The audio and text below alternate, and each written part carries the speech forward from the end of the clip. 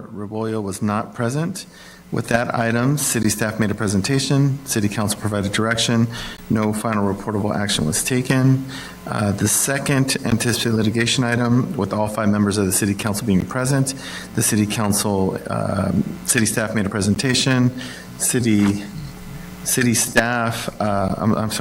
council provided direction, no final reportable action was taken. With respect to item number 2, all 5 members of the council were present. City staff made a presentation. City council provided direction. No final reportable action was taken. Item number 2, the 5873 Telegraph Road, that was not discussed in closed session. And for the record, I wanted to put on the record that Councilmember Argumedo is participating tonight remotely. He advised the council that he will be using one of his 2 just cause exceptions to the remote meeting requirements. Councilmember Argumedo's under the weather, and that qualifies under one of the just cause exceptions to participate remotely. So he was participating in closed session remotely and will participate in the open session remotely as well. And that concludes my report out of closed session. Thank you. Thank you. So the 6 p.m. meeting will be now called to order. And before I do a roll call, is there anything our city attorney needs to do? No? You want me to do the roll call? Okay. Roll call, please. Councilmember Garcia.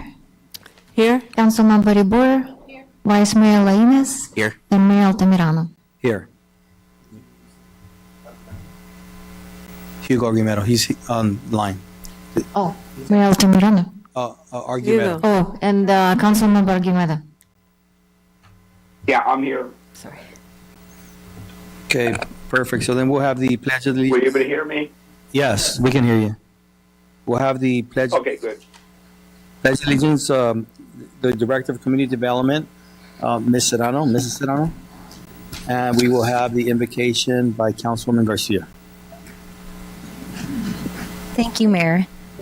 If you can please stand and put your right hand over your heart. Ready, begin.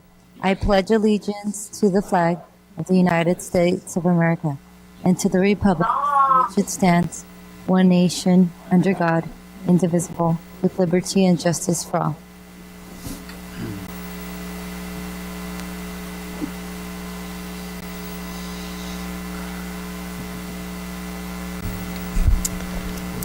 As we come together this evening, let us remember our shared responsibility to serve our city with fairness, compassion, and respect.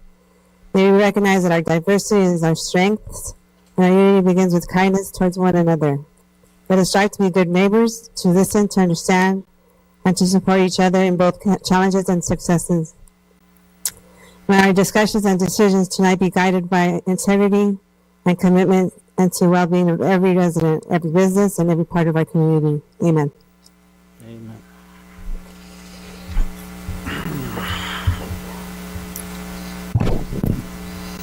We have appearances and presentations.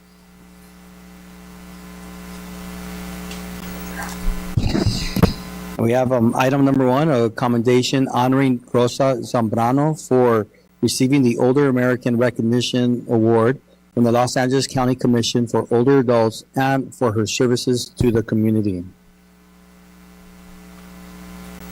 I have, is there just a certificate, right? No presentation on it. All right. So I have a certificate here for you. Whereas the City of Commerce City Council proudly commends Rosa Zambrano for being honored as the 4th District honoree for the 60th Annual Older Americans Recognition Day. And whereas for 60 years, Los Angeles County has celebrated May as Older Americans Month, a time to recognize and honor older adults whose insights, volunteerism, and lived experience enrich our society.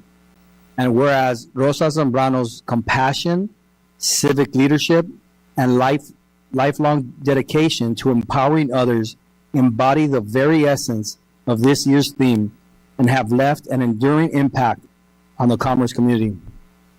Now, therefore, be it resolved that the City of Commerce City Council hereby expresses its deepest appreciation and heartfelt admiration for Rosa Zambrano's exemplary service and proudly recognizes her as a true role model and an astounding citizen. Signed this day on the 12th day of August 2025. Thank you, Rosa, for giving to the community always. I've known you since I was a kid, right? So, I mean,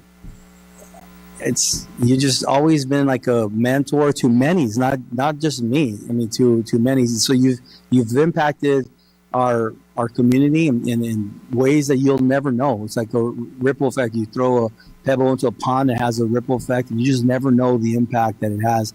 And you have definitely had a positive impact on me and many others. So thank you, and I'll thank your husband too, because I mean, I know you're the better half, but I'm just talking to you now. So he's a good golfer though, and Toastmasters. But thank you for everything you've done for me, for my community, and just keep being you, Rosa. So thank you so much for getting this certificate. Yeah, we're gonna go give it to you. You guys want to say something, or should we go give it to Councilwoman? I'll echo the sentiments of the mayor. Mrs. Zambrano, I think we met when I was an employee many moons ago. I'm not going to age myself. But then we also served together on the sister city of Aguascalientes. And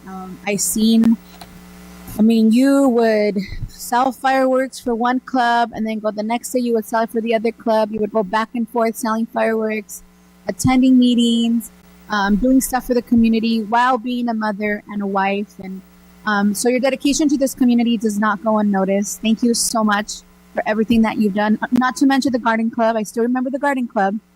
So you're always so busy, and I never knew how you did it. And then I got on city council, and I was like, oh, I get it now.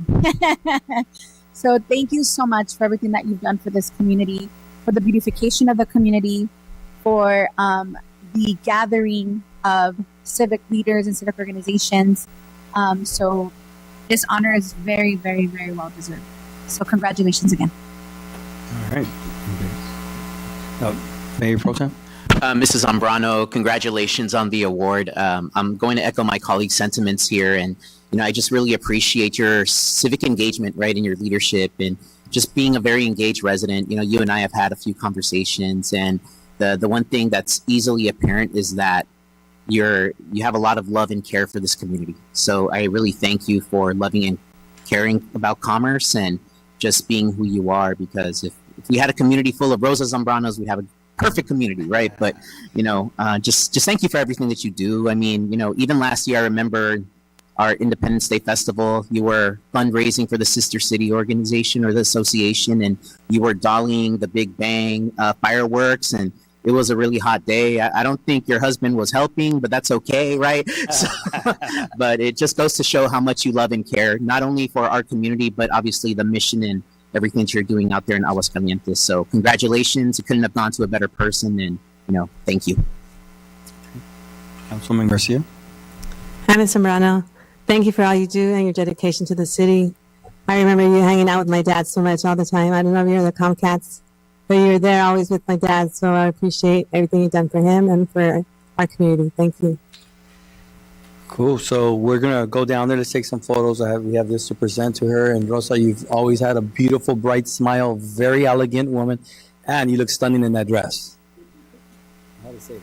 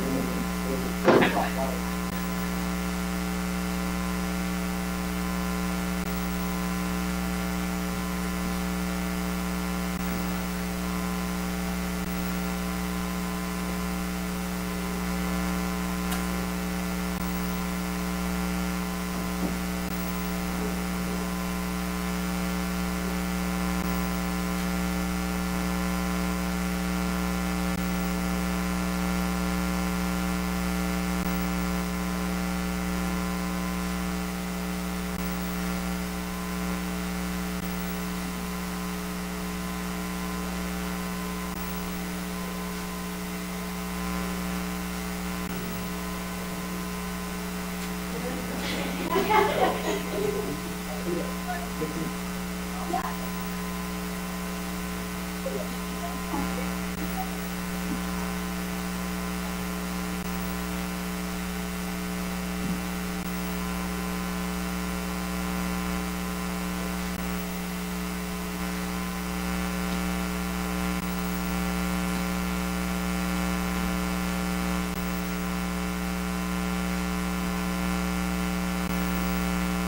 we in the background?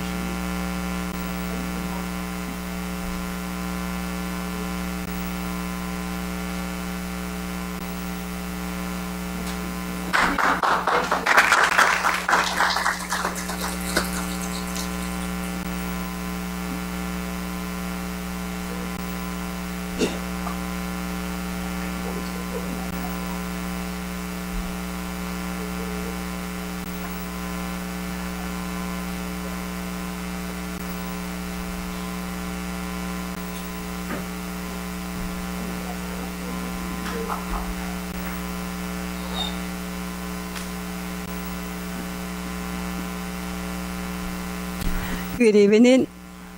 Thank you again for all this commendation. I know I have the great leaders of Bell Bassett. Rosa, I'm gonna see if the mic is on. Is the mic on? You know? Okay. I had great mentors a long time ago. Sister Valeria Falls, Teacher Sally, which she taught for many, many years here. And of course, your dad, Mireya. We serve in the Planning Commission. Great people. And there's plenty of people also around us. Oralia and Kevin, of course. Ivan, you're my oldest daughter's age, so I have been here for 44 years. It's been a pleasure. My grandmother asked me, why don't you just move to City of Commerce? They have so many benefits. I go, well, at the first opportunity, if I see a house that is really something I can afford, I will do it. And sure enough, she goes, I've been praying that you would get close to this house, to within a half a block from where she lived in the Bandini area. And then after I married Jose, 6 months later, it's like, there's going to be a lot right there at the village. I go, why don't we put our name on it to see if we are able to? I said, well, I don't think we can qualify with our income, but we'll try. Sure enough, our name was called. My brother called me. We were in Mexico meeting Jose's family, and was like, congratulations, you have to come back and work for 30 more years at least. So it has been a pleasure, and I have had the best mentors. And the senior center, the library, everything in the community is here to grow, and we never stop learning. Thank you again for this great commendation.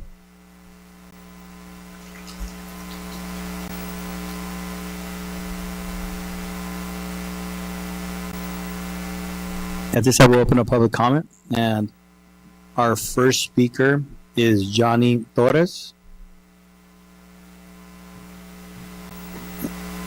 Johnny, you have 3 minutes to speak. All right, thank you. Uh-huh. I didn't realize I was going to be the first one. But good evening, Mayor and council members. My name's Johnny Torres. I'm with Solo Dad Enrichment Action, better known as SEA.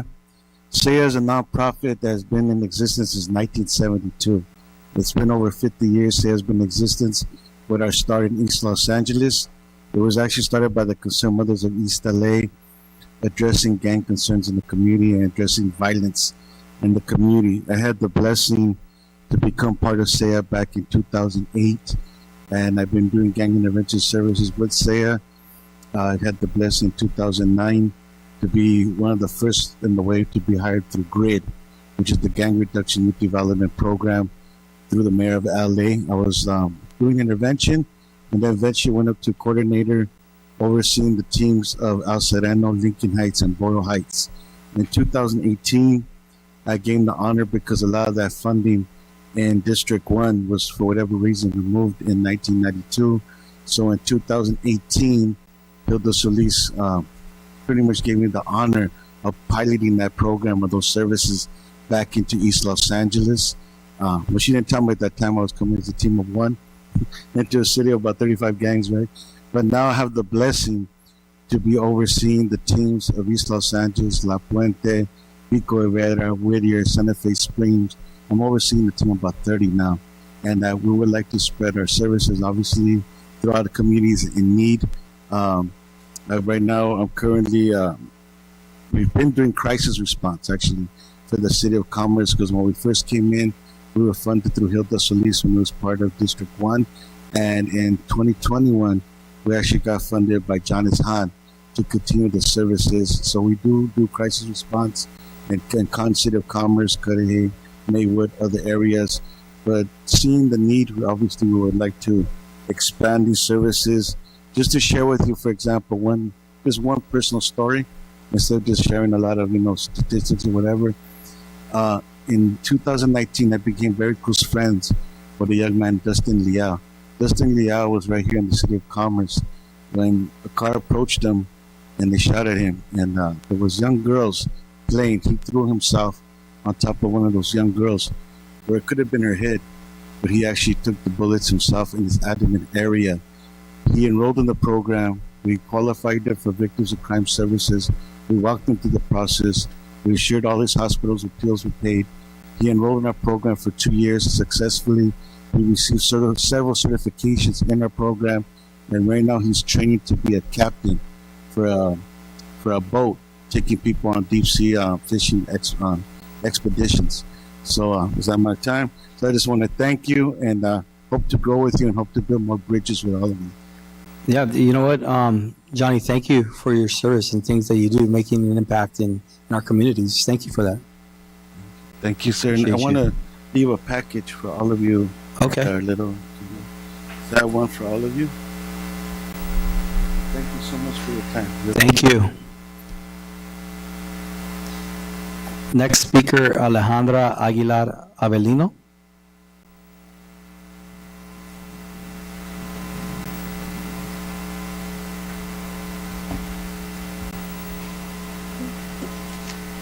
Hello. Good evening, Honorable Mayor, City Council members, and staff. My name is Kelly, and I'm here on behalf of Barbara Capos, Executive Director of the East Los Angeles Women's Center. Tonight, we respectfully ask for your partnership on 2 important projects. First, we seek your support in identifying a small parcel of land to create a healing garden, a space where women, families, and commerce residents can gather to promote wellness, connection, and health. Second, we request financial support for Familia, a public mural by renowned Chicana artist Yolanda Gonzalez. This piece will honor family, resilience, and cultural pride, values at the heart of this community, and serve as a lasting symbol of healing and hope.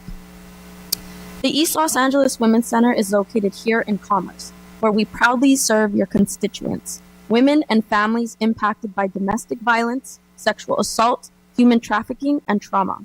We also serve members of the workforce who drive the city's economy.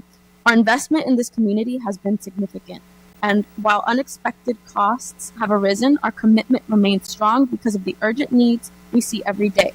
Your partnership would affirm Commerce's dedication to safety, dignity, and the well-being of residents, acknowledging the unique challenges faced by families and workers vulnerable to gender-based violence and economic instability.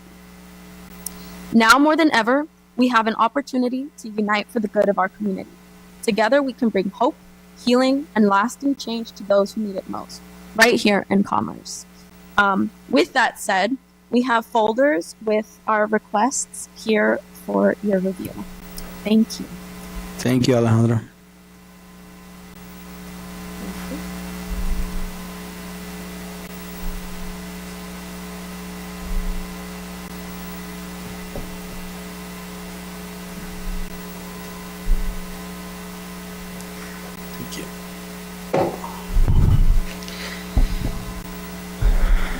Okay, and Lena, did you get any more public comment? That's all. That's okay. At this time, we'll close public comment. Okay. Please state your name. Charlie, I have a comment about Camp Commerce enrollment. I've been a resident over 56 years here. Been in Camp Commerce about 52 years. Back in the days, we had enrollment where you can see or even see online. Now we don't have none of that. I let Adolfo, they told me that Adolfo registered me to attend the Camp Commerce. I wasn't able to go. The last time I wasn't able to go. So maybe we can make a change. Go back to the old ways where at least the residents could see the voting or the lotto or however we have it set up. Or we can at least have it where we can see it online. Because right now it's like it's a ghost. We don't know where we're going. My neighbor is an employee now. He has daughters. He didn't get to go either 2 times. So I think maybe we can make a change. That's all. I ain't making no fuss. I'm just saying maybe we can make a change, bring it back to the old ways, or at least if you went one time, you can't go another time until the other people can go. Regulate it somehow. Maybe we can make a change somehow. I don't know. Okay, thank you, Charlie. Now, I mean, can we have staff reach out to Charlie and figure this out? Yeah, okay. Thank you.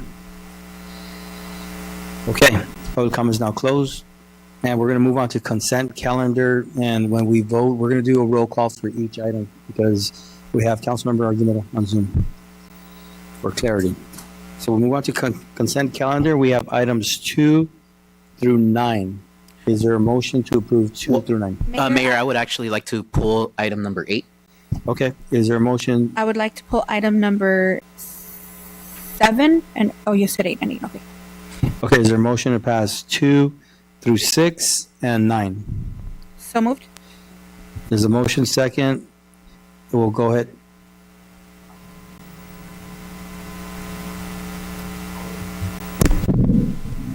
So, Mayor, members of the council, staff is requesting to continue item number 9. Okay. Then can I have a motion? Retract my motion to approve items number 2 through 6. 6. Okay. There's a motion. Is there a second? There's a second. Can we please have a roll call? Councilmember Argumento? Yes. Councilmember Garcia? Yes. Councilmember Iborra? Yes. Vice Mayor Lainez? Yes. And Mayor Altamirano? Yes. We'll move on to item number 7. And who will be speaking on number 7?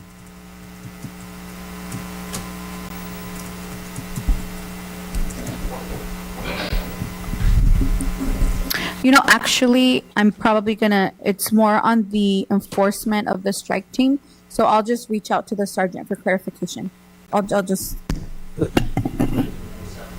you're fine. Oh, okay. So then 7, should we move to approve? Yeah. Okay. Yeah, it's more, Okay.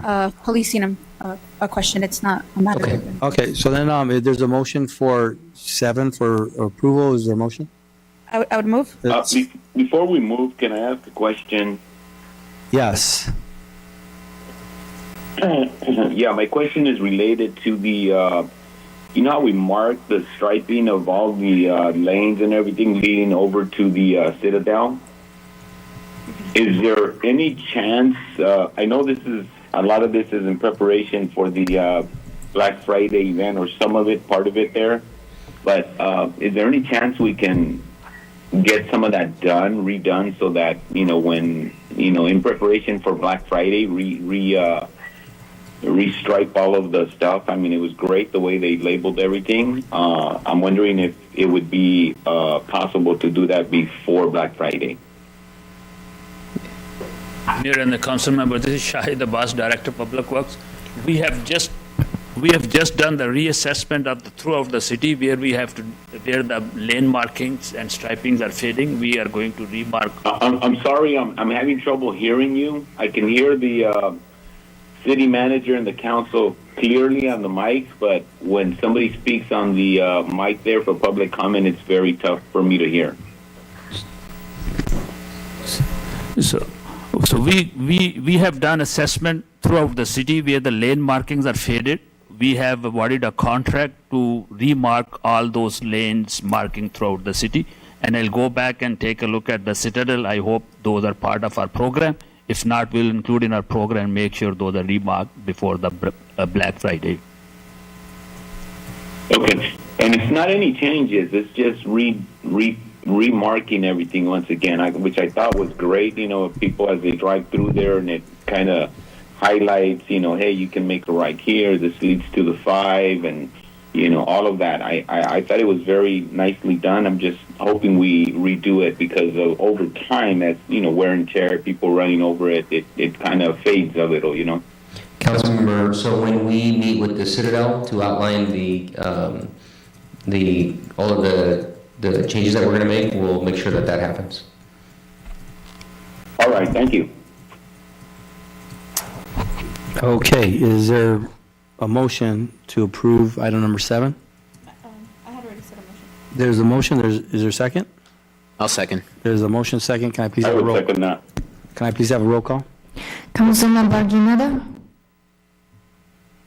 Yes. Councilmember Garcia, Yes. Councilmember Iboyer, Yes. Vice Mayor Lainez, Yes. and Mayor Altamirano. Yes. We'll move on to item number 8, and we have our Transportation Director going to speak on it. Hey, good evening, Mayor, Council. Claude McFerguson, Director of Transportation. Could you answer any questions you have regarding item 8? Thank you, Claude. I pulled this item just because I think it's really exciting that we're going to have the opportunity to refresh 25 of our bus shelters, right? And I think they're in great locations. It's also grant funded, which is it's great, right? But I think my only question really was, I saw the design of the shelters and the trash receptacle in the staff report. Is that something that's final? And I think where I'm going with this is there an opportunity to apply more city branding on these bus shelters, just so they look and feel like the City of Commerce?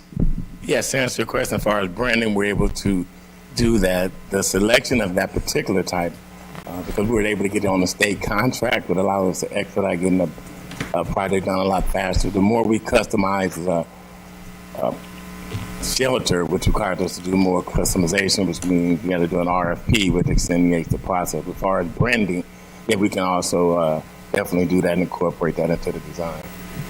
I don't know how everybody else feels, but I think this would be a good opportunity to brand our bus shelters, right?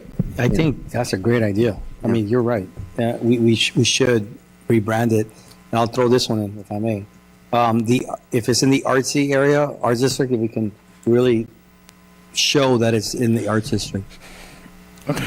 So I guess, would that put the grant at risk? No, not when you say branding. Can you elaborate a little bit more as far as City if I may name, add. city. Go ahead. So we had a conversation related to this, specific to Telegraph and Washington, right? Making sure that any bus stops on those areas include more of a very specific City of Commerce kind of branding in the form of really expressing to the community what that bus stop is, where it is, and anything specific to the community that ties it to the community. I think it's worth the delay, frankly, right? And we had already talked about reaching out to them about specifically those 2 corridors, Washington and Telegraph, ensuring that they weren't just a blanket black and white kind of model that's presented in the report. So why don't we have that conversation with them, see what those delays could be, and then we'll bring this item back. Is there a timing though for any, because I thought we had to basically say we're going to move forward with the state contract, but tell them before they're actually put in place that you, the city council, approve what it looks like. But I thought there was a timeline, right? Yeah, we can move forward and execute far as move forward in the grant. If you want us to bring it back with some more different concepts or things we can do with the existing shelter for your review. Yeah, I think so. As long as it doesn't put the grant at risk, right? And things I'm thinking of just kind of off the cuff, instead of gray, which is something I see in various different cities, maybe green, right? Maybe it could incorporate our city seal, right? Maybe it could incorporate our city name, which I do see on here, right? I think to the mayor's point, right? If it's somewhere within the arts district, something that separates it, right? To make it feel like it's part of that, right? But I think we just have a really great opportunity, right? With this funding right here. And I just want to make sure that if we do it in a way that's unique, since I feel like commerce is unique, right? And we should be doing it in a way that reflects the fabric of our city. Would you be so kind? Let me bring up our fleet maintenance manager. He's involved as far as the specifications, where I can get more detail as far as things we're able to do with that existing contract. Great. First question. Good evening, Council, Mayor. Greg Guzman, Fleet Maintenance Manager. Any color could be added on. We could even put like a metal circle disc on it with the city seal, with the logo. Any of that could be added on after the fact. So if it's the direction of the dais, we can pick any color. But I think if we're able to at least sit down with you guys to just talk about design, just in case, is that possible? I believe so, yes. Like Mr. McFerguson said, the designs are pretty standard off of the catalog, off the state contract that's already been bid out. If it gets too different from the spec, then we will not be able to order through the state contract and we'll have to go out and do RFP. It'll be too different than what's available on the options. Mm-hmm. So to a certain degree, it can be changed. Those would be called like options.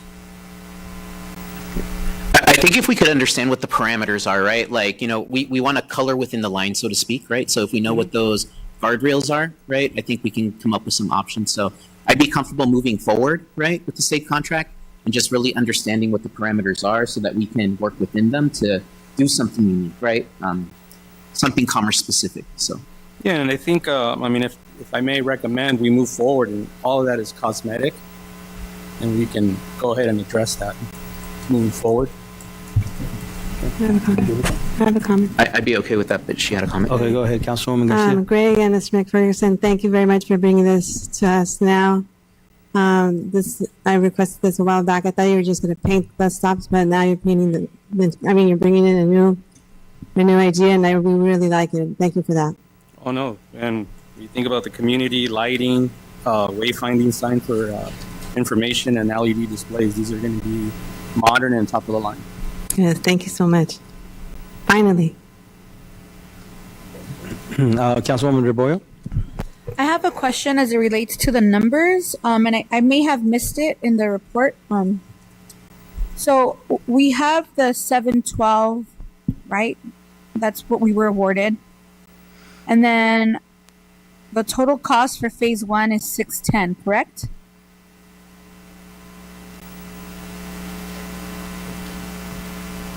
That's what we have here? It's two parts. That's just for the equipment part off the state contract, but then there's also installation labor cost. But that's phase 1, yeah, right?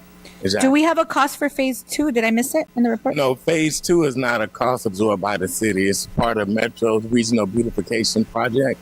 And what we did is defer all, for example, there's quite a bit of bus shelters and stops in the city that currently does not meet ADA compliance, so to speak.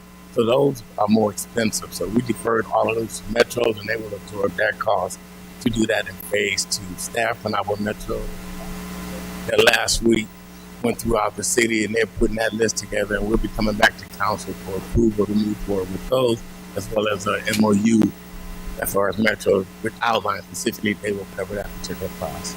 So phase 2 is going to be completely absorbed by Metro. That's correct. Okay, so then in phase 1, we have the 610. Now, the award is 712. If we, there's discussions about changing certain cosmetic things, does that mean the cost will potentially change as well? No, the cost wouldn't change, but probably the quantity would. Once you get into customizing those shelters, the cost doesn't change, but the quantity will drop probably from 25 to 19 to 18, depends on whatever those changes are. We try to find a number to maximize the amount of numbers we could replace at that particular time. If anything is possible, as Greg mentioned, if we're doing cosmetic minor changes, that can be done within the scope, no harm, no foul. But once you deviate further than that, further grant agreement, we have to go back out to RFP, put that out for bid. Okay.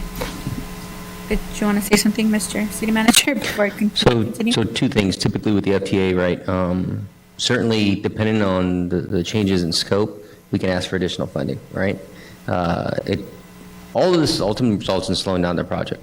What I'm hearing from the city council is slowing down the project is worth these augmentations, right? And so I think we have time to, I don't even think necessarily we need to give them approval that will bring us back in 2 weeks with a better idea of what is and what isn't possible. Because if what isn't possible is we have to go back to bid, then maybe that's the approach that the city council wants to take. But I think just based on the comments, it's worth bringing this item back with some more clear proposal or changes, or options, I'm sorry, that the city council can consider.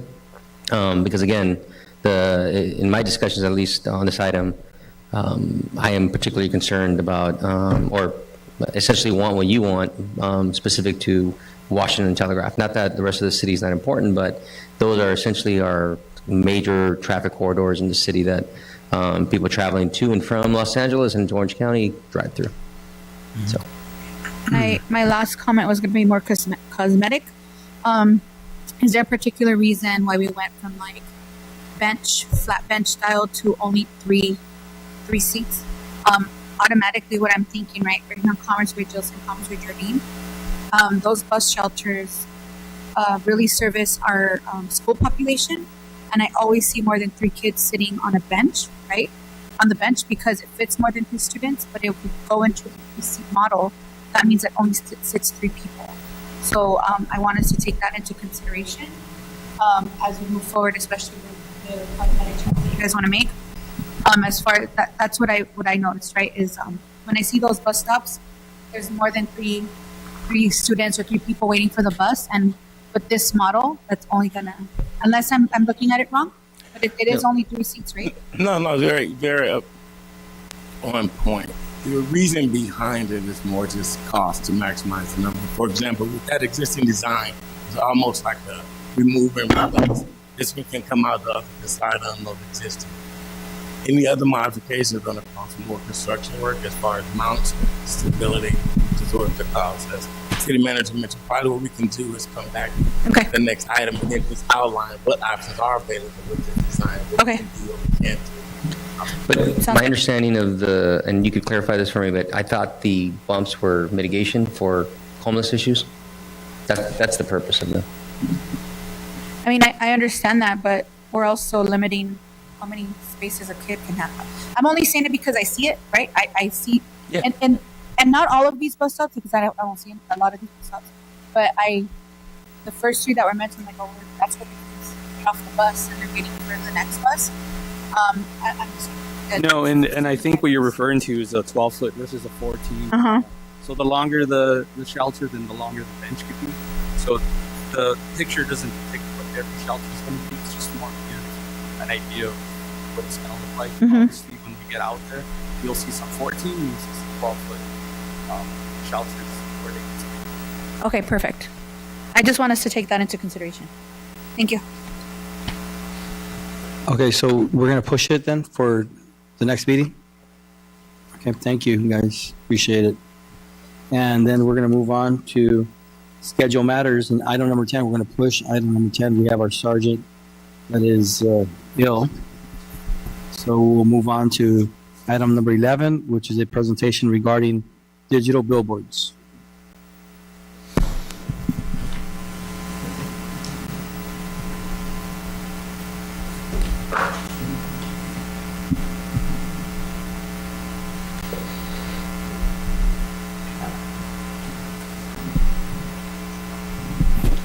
Good evening, Mayor, Vice Mayor, members of the City Council. I'm Jessica Serrano, your Community Development Director. And in recent times, we've had a lot of inquiries from people from the public wanting to install digital billboards on their properties. And so with that, we did, under the city manager's signing authority, we hired Tierra Realty Advisors. They were hired to evaluate the city's existing regulations and billboards throughout the city. Today we have Scott Sheldon from Terra Realty Advisors, who will present to the City Council their summary of their findings and their evaluation of our code. So at this point, I'm going to go ahead and hand it off to Scott Sheldon. Thank you. And he's... Hi, can you hear me okay? Yes. Okay, perfect. Thank you. It's hard to hear some of the council members, so I just wanted to make sure that at least one of these directions was working. So, good evening. My name is Scott Sheldon with Terra Realty Advisors, and as Jessica just mentioned, We're a real estate consultant to public agencies in California. And by the way, thank you very much for the invitation. Mayor, council members, and city manager and staff. So we were engaged to take a look at the city and the major corridors that intersect the City of Commerce, specifically in regards to signs. So I don't know, Jessica, are you able to control the and advance the slides? Yes.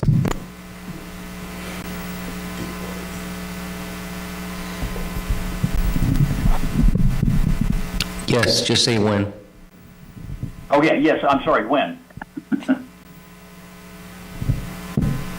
So what we did, we looked at the major corridors, which is the 710 and the 5, and mapped each one of the signs, and you'll see each one of them represented along both of those interstates, and they're identified by the sign company, obviously location, and we've done a lot of different overlays on top of that, because in the Caltrans billboard world, there's the designated landscape freeways, and there's other constraints and stuff, and we've mapped all that. But for purposes of tonight's presentation, we're just giving you an overlay and an idea of where all of the existing signs are right now. And there, obviously, you can see there's sections there. Those are individual maps in and of themselves that really drill down into a much more granular level. Next. Again, you all drive up and down these corridors, so this is a representative of static signs that are there, and some of which are not being very well taken care of. There are some signs you'll see in the upper right-hand corner that are actually different sizes. In the billboard world, there are different size standard signs, and again, you can see that there's some inconsistencies through that, and that's a lot of times some of the issues with these static signs. Next. So when we evaluate this for our agency clients, what we're looking at are the three main points here. What's the purpose? What are we finding? And what is our assessment? So the purpose obviously was to evaluate what's there, to take a look at the existing advertising displays. That we also took a look at the existing ordinance that the city has that regulates signs, which basically says that you can't do any, and took a look at some different options on that.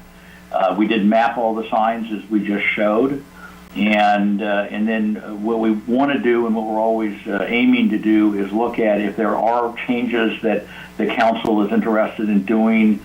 Being very strategic about that. And when I say strategic, I mean supporting the goals and desires of the council and the community, which can be economic development, reducing signs and, the proliferation of signs, and then also promoting local businesses as well as businesses that are not local. And then exploring opportunities for revenue, and revenue comes in a lot of different forms. Our key findings were that the zoning regulations, as I mentioned, do not, really support any new signs or digital signs, and the regulations also are different than some of the Caltrans standards, which are minimums. You can make them more restrictive, but you can't make them less restrictive. Again, there's 42 static billboard signs plus 3 digitals, and those are the Citadel signs. There's actually a total of 6, 3 static and 3 digital. And the locations are, as I mentioned, on the 5 and the 710, and there are some signs close by on the Washington and Atlantic Boulevard, which are obviously major feeder streets. In our assessment, we came up with that there's a lot of concentration of signs. Again, the map kind of shows that in a graphic form. Many of the billboard signs are outdated and in poor condition, and the sign face, it could be old. How the business works is you put up vinyl or somebody's advertisement, and if there's for a certain period of time, and if that typically doesn't, it expires and nobody has released it, that space, then a lot of times it just sits there and gets old. That's one of the reasons for that happening. Digital billboards look much cleaner, much more crisp, much more 21st century, and LED displays, basically reduce the need for constant, maintenance and changing because they change every 8 seconds. Next. In addition to the existing signs, we also looked at options because we always want to at least explore that for our clients of what properties would they have that might be appropriate for sign locations if the council chose to move forward. And what you're seeing on the screen right now shows basically 7 potential locations for signs that the council could consider if they want to move forward. Next. Again, I'm sure every one of the council members has seen different signs. These are representative samples. The signs are basically the signs. All of these panels are 14 feet by 48 feet. They're all digital. They're in different parts of California. We do work both in Northern California, Central California, Los Angeles, and San Diego. And these are representative signs. One of the things, I'll just point this out, the middle sign, the Fairfield sign, Fairfield is the location of Travis Air Force Base, which is the largest Air Force base in the western United States. And working with the city of Fairfield, which was on city property, the city manager and the council and I wanted to create a public art. And what my initial goal was to create the sign and get the revenue and then take the revenue. But what we ended up doing is creating a sign, and you can see at the top of that sign, that is a scale model exact replica of a C-5A Galaxy transport plane taking off from the top of that sign. And I know you're going to be talking about public art. We love those kinds of things where it's a branding, it's something that is distinctive, and it really gives you a sense of place. And when you drive by a sign like that or other signs, you know right where you are. So that's something that is kind of a fun aspect of the sign business. And again, we love the public art side of that. Next. So community benefits, we work with all the sign companies, and again, all of our clients, we're trying to maximize the benefits that are achieved. And the first one of those is revenue generation, and MEG stands for Minimum Annual Guarantee. That those are dollars that the city would receive for either permitting a sign, and it doesn't have to be on city property, and being able to collect a revenue, or entering into a lease agreement with a sign company on city-owned property and collecting revenue from that also. Again, the economic development side of that, can promote different events and things like that through public service announcements or PSAs. And that can help identify and bring awareness to different things that are happening in the city of Commerce, and be able to promote tourism services, et cetera. And that's always free to be able to post. In terms of revitalizing and cleaning up the corridors, we talked about that briefly. But being able to reduce signs would be a really good thing. There's lots of signs along, especially the 5 corridor. And really kind of clean up the signs that are there, even if they stay. The other thing on revenue generation is depending on the sign location, depending on the sign company, in order to maximize revenue, again, the MAG, or the Minimum Annual Guarantee, is one thing that we like to get.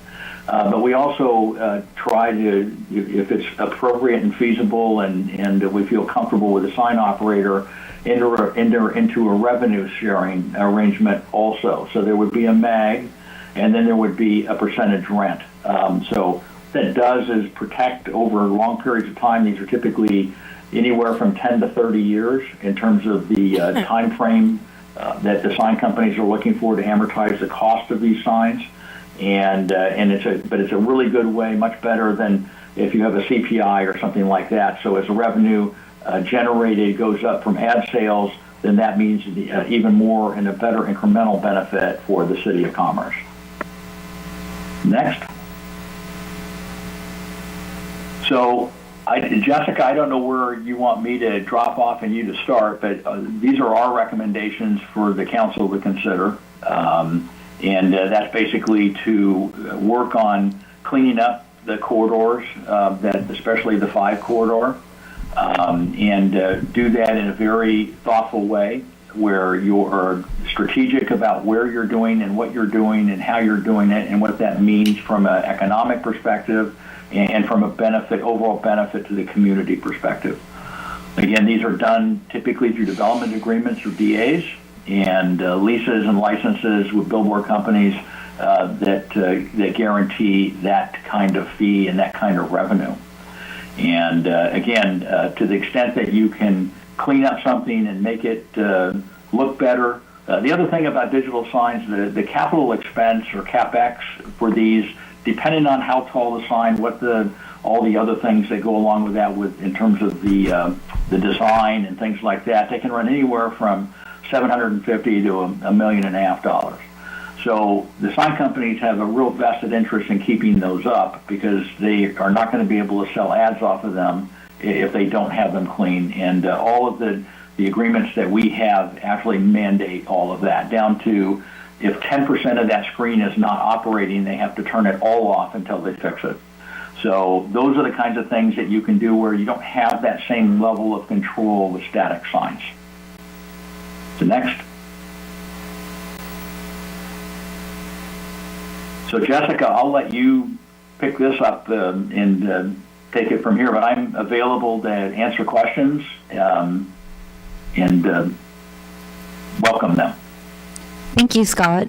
And I think at this point, we'd love to engage the City Council in a few questions. Staff is seeking some direction from Council as to what is your appetite regarding whether, the city should allow new and converted digital billboards within the city to support the removal of outdated and underutilized signs. So we want to hear from you all. So what are your thoughts on that? let me add, so really 2 parts, right? Because we do have some interest and working with some existing folks who are interested in going down this road to have digital signs where we would enter a DA in those kinds of situations. And the second part is addressing the outdated signs and what we do there. And so in that regard, I think I want you to think of it in those 2 matters. I think we're obviously recommending that it's a revenue opportunity for the city to engage those bodies that want to put up digital signs now on some newer facilities and do the appropriate ordinance changes and all the required agreements. And then additionally, for the council to provide input. First, any questions of staff, and second, provide input on their desire to look at any outdated signs. Okay, so Councilwoman Garcia has a question. Just to be clear, we own these billboards? Does the city own billboards? The city, we're talking just in general about, billboards in the city that are also on private property, but there are some on city-owned properties as well. So what would be the cost of maintenance for that? Scott, can you chime in on the cost of maintenance for a digital sign? Are you talking to me? Yes. Okay, sorry. So yeah, the digital signs are maintained 100% by the sign company. So all operational repair, maintenance is 100% on the sign company. Okay. That sounds great. Thank you. Councilwoman Reboyo? Yeah, my question is, do we have, and I may have missed it, do we have like kind of an area where I'm trying to visualize where most of the signs are? My concern is like light pollution to the residents, right? But as I'm going down the freeway, I'm like, I think most of them are in front of industrial, right? Industrial and the freeway. Yes. Only because I know that we hear, the digital billboards that we have now, right? There's a pocket of the village and the Rosewood community that, has to deal with that light pollution from those billboards. So I'm thinking do we foresee any comments from residents about digital billboards? I personally think that it's about time. We see other cities and it just looks like, as was mentioned, it just looks nicer, right? And it's definitely an opportunity for revenue for the city, which is great. But as I'm thinking, Are any of them near a residential area? Right now, they're primarily along the 710 and the 5 freeways, Okay. facing the freeways. We do have some on Washington and Atlantic as well, but it would be ultimately your discretion as to whether you approve some of those static billboards to be converted into digital. So each one of them in the future would come in as an individual As DA. individual, okay. And so in that regard, some of them may be affected or Okay. affecting the community. Those would be the issues that the city council can consider as an individual. Individual component, DAs, yeah. okay. What would be a blanket rule is the ordinance. Everything else is Got it. individual DAs. So, and do individual DAs include like the type of advertising that goes on those billboards, or is it like a blanket? You can put stipulations in there to allow, like, for example, as Scott Sheldon mentioned, like public announcements, like allow the city to do that type. And I believe that we can censor some of it. Is that correct, Scott?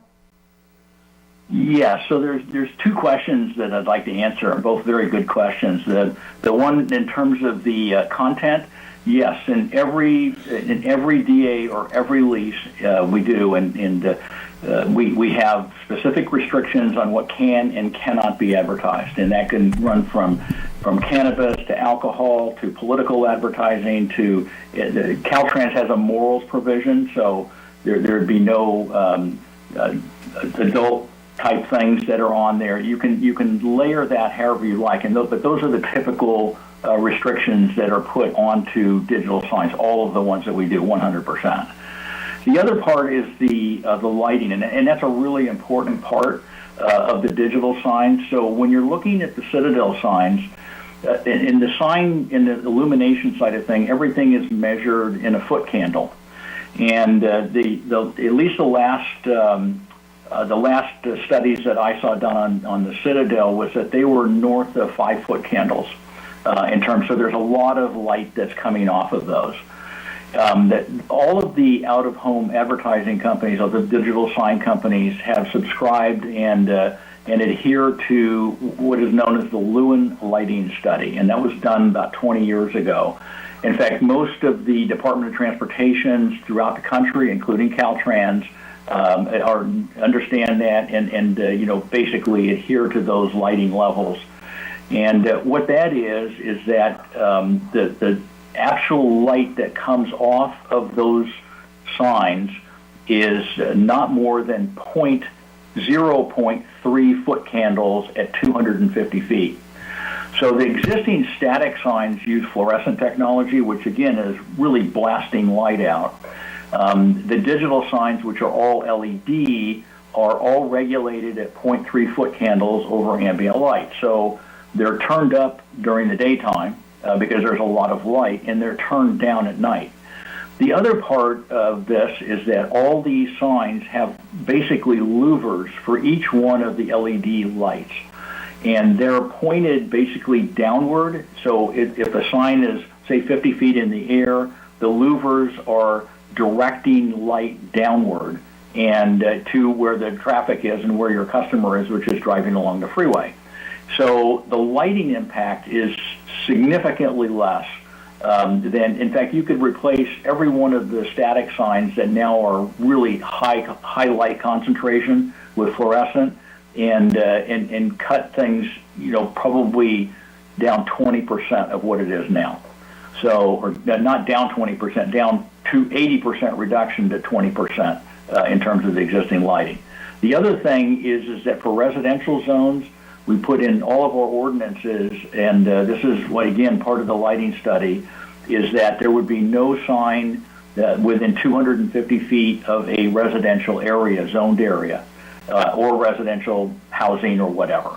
And that's something that we put in and recommend putting into ordinances to be able to regulate that and make sure that there's no light trespass, which is the technical term for that, into residential areas. It's different if it's an industrial warehouse or a shopping center or something like that.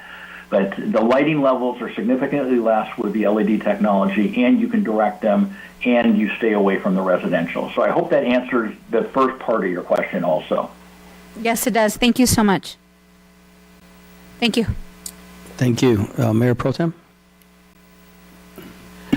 Thank Thank you, Jessica, and thank you, Scott, for the presentation. I think actually Scott's monologue kind of answered a lot of my questions, which is great, because I think buffer against residential was one of my concerns. I know the city of Oxnard has some. I know some agencies, some cities do have them, so I think we should certainly consider that. I think some billboards have an automatic adjustment for brightness, right, to ambient light at night, so I think maybe looking at that would be good, but also limiting animations. I think animations could potentially be distracting to people driving on the freeway. And so were you going to say something, Scott? Because I think we should consider limiting. I'll address that because, again, there's a lot of different parts of it. Again, great comments and great questions. But what we have in all of these, and you'll notice that if you go down and you look at because there's some signs in Montebello on the 5 that you can see, and it's pretty simple. We did those signs a long time ago for the city, for the Montebello. But they are the sign. Every sign turns, or it's called a click, every 8 seconds. And then there's a new sign. In the DAs, in all the technology, it is an instantaneous change. So there is not a motion or whatever that goes along with that. That's very, very important. The other thing in terms of how the light is measured, if you drive by a digital sign, you'll see these big outriggers. Now everybody's going to do this. So there's these big sticks that stick out from the side, both sides. And then there's a camera on the end, and that camera in that pole provides two functions. The first function is that every time the ad turns, it takes a picture of the advertisement, and then that is sent to the party or the company that is advertising with a date stamp and a time stamp showing that their image was on there. The other part of the function of that camera is to adjust to the ambient light. And again, in all of our agreements that we put together, the city or the jurisdiction has the ability to go in and audit that.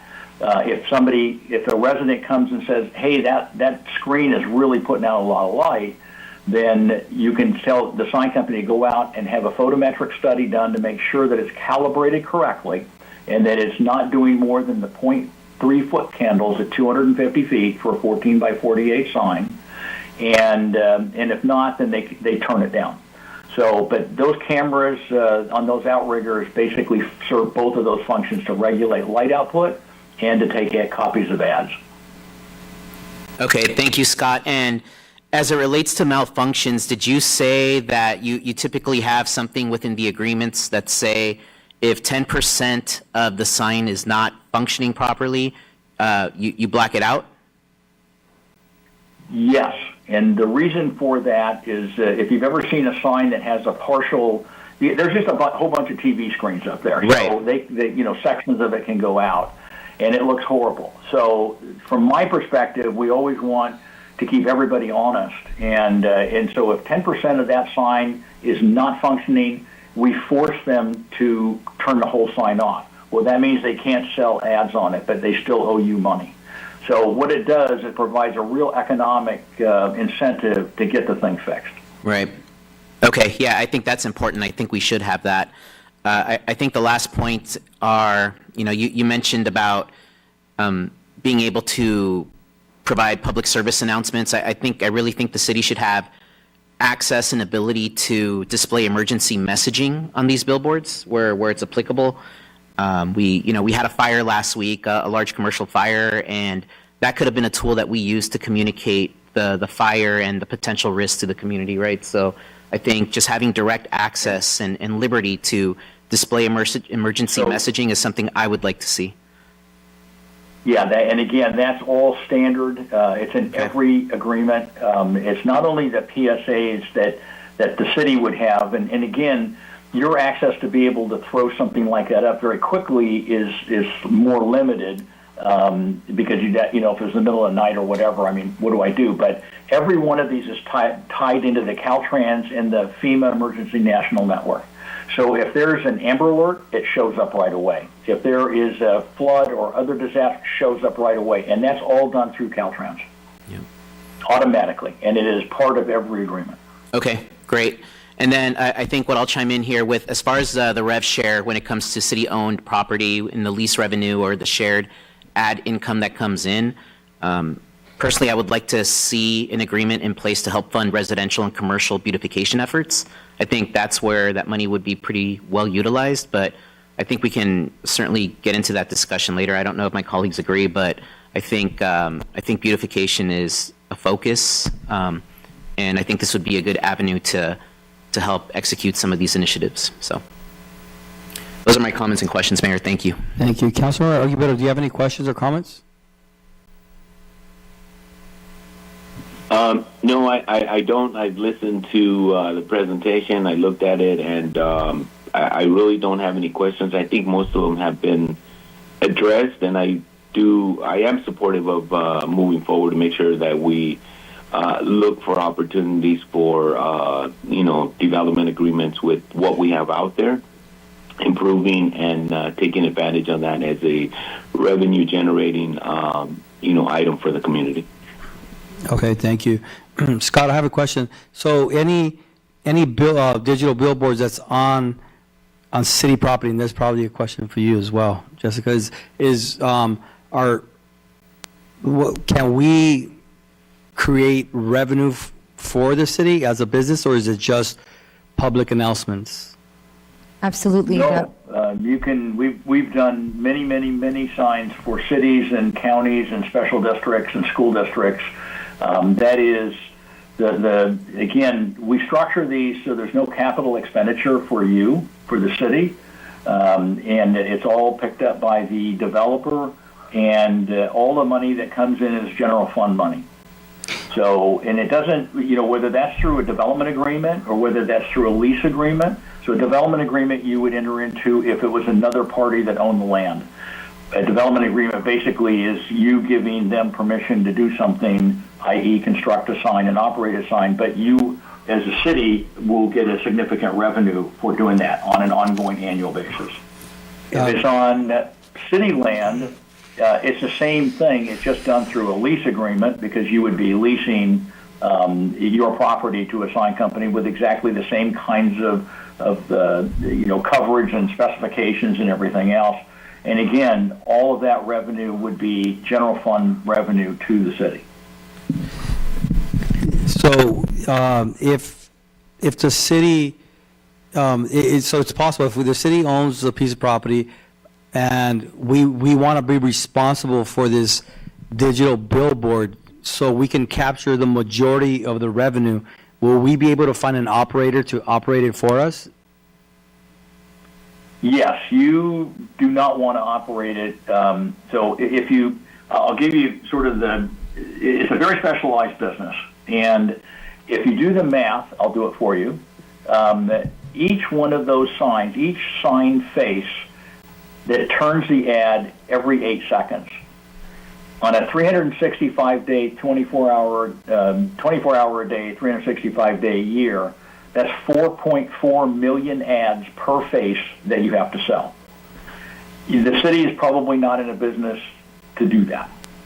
So what you want to do, it's basically, whether it's a development agreement or a lease agreement, it's a lease and operating agreement for that sign company to go out and do that. And then they sell the ads, they post all that stuff, and then they pay you a fee for doing that. And that fee can be a MAG, a minimum annual guarantee, or it can be a MAG plus a portion of the revenue. But again, the city would not be operating that. You would have the ability to post ads through the PSAs, and you would have the ability to have the emergency services that all of the sign companies are tied into via the Caltrans and FEMA network, and all of those things get broadcast immediately. So all of that stuff would be there, but it would be seamless for the city, and you wouldn't have to worry about programming because it's fairly complicated on the operational side of how these things work. Did that answer your question? Yes, but yeah, I do have more questions. But the city manager has a Just question. in every case, depending on, it doesn't matter who owns it. Obviously, what matters, the difference is the amount of revenue the city allocates or receives. But in every case, that's general fund revenue to the city. that then the city can dedicate in whichever way they want to dedicate. But essentially, if it's a city-owned property, we're now the leaser, so we will receive more monies. If it's a private-owned property, they pay the private property owner, but then we still receive a portion of the revenue related to advertising. So it's just a matter of, the breakdown. Now, the city will never be a billboard operator, and these folks take on the full burden of maintenance, operation, everything in all these agreements anyway. Scott. That is correct. And it's basically the difference between if it's on city-owned property or private property is economic. So sign companies can pay X amount of dollars. Once they pay for the CapEx cost of the sign, they can pay X amount of dollars to be at a location. If you have two people, like the city and the property owner, then you're sharing in that. If it's just the city that owns it, then it's just two parties and you get all of it. So it's really just the economic side of that between the two forms of agreements. And Scott, if you can just tell us on average, what would a billboard, what's the revenue that what will you bring in 1 year if it's in a high trafficked area like the 5 freeway? The signs that are now in Montebello, I think there's 4 of them now. We did 2 of them. We haven't run the stuff yet on that, but they're generating in excess of $100,000 a year, and it's more than that because we have percentage rent. And again, I don't have the most recent percentage rent; it was from last year. So, but the typical. It's a function of the quality of the traffic, which is horrible on the 5, is just absolutely wonderful for a sign because you sit there and you look at it. So there's a high demand for signs on the 5, especially through your area. The downside of that is that there's a lot of signs. And so it's like everything else. If there's a lot of it, that drives the value down.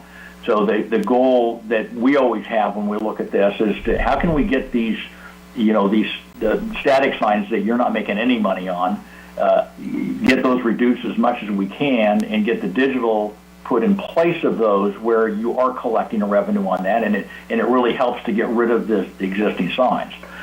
So again, I'm going to say that you're going to be north of $100,000 a year minimum, and that's with no capital outlay. Okay, yeah, I have 1,000 more questions, but I'm just going to actually wait. I think that this is something good for our community, and I think that we should have some workshops with the consultant and with staff, city council, to figure out where these are going to be located, which ones are we going to take down.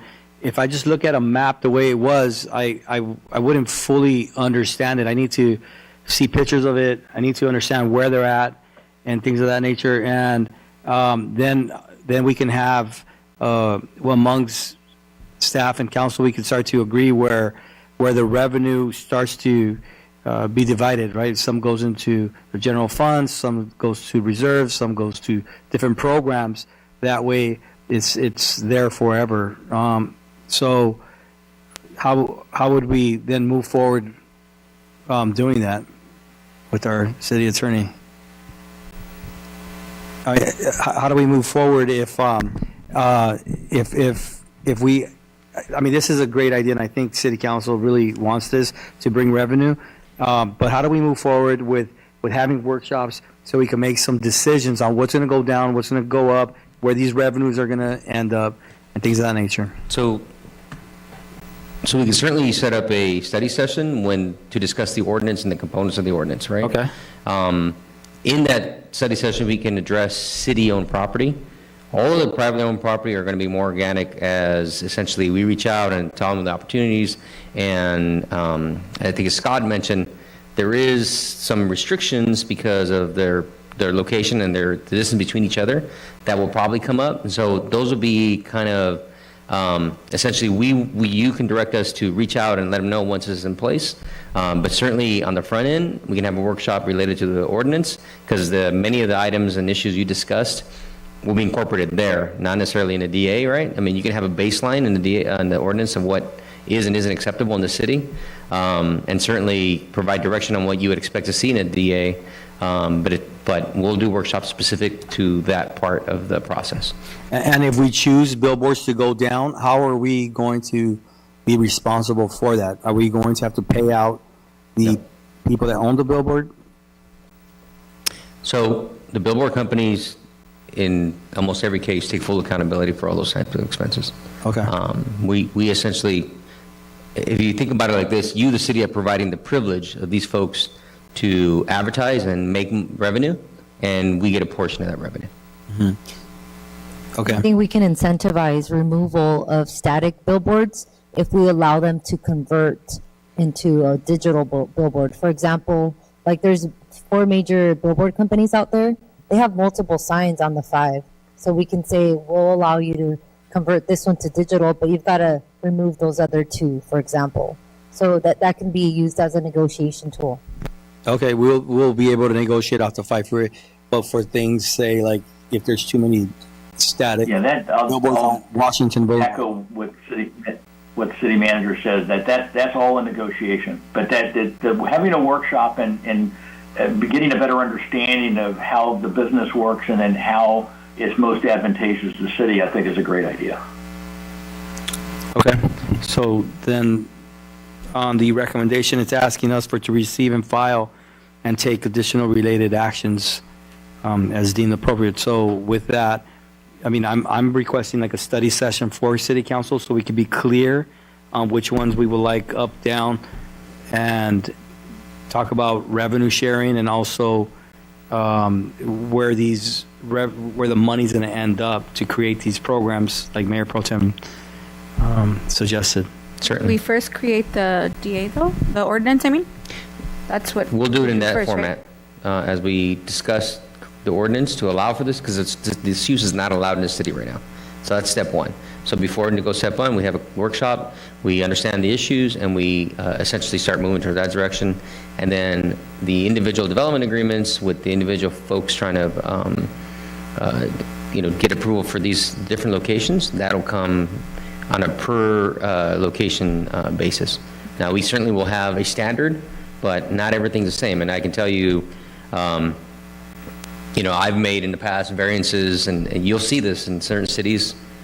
The billboard itself is shaped like, let's just say like a sprocket for the city of Commerce, something like that, right? You could certainly do that.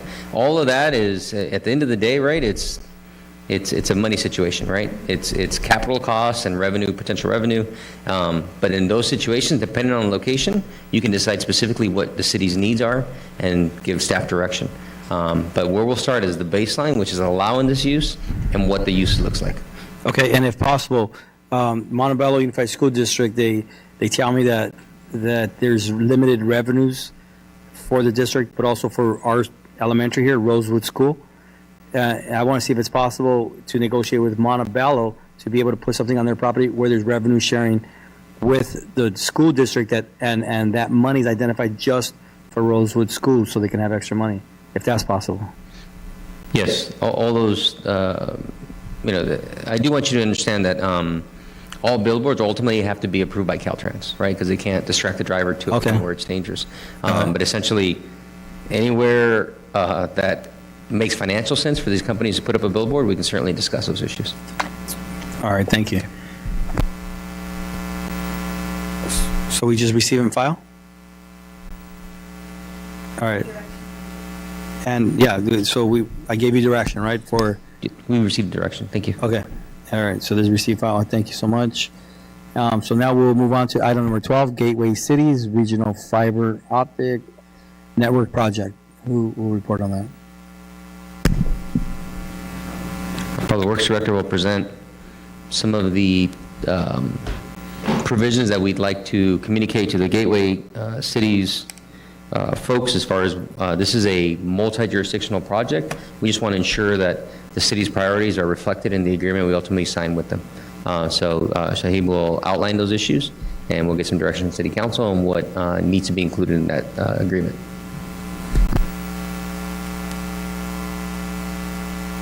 Thank you, City Manager.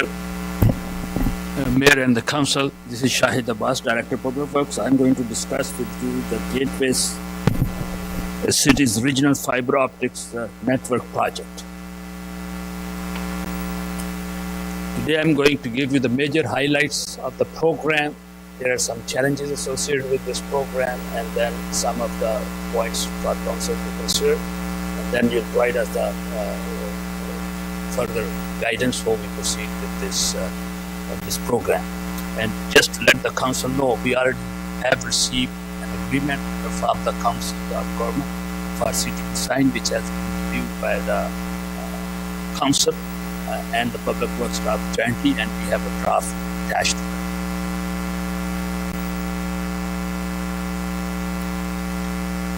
So this is the Gateway Cities Council Government is the lead on this program.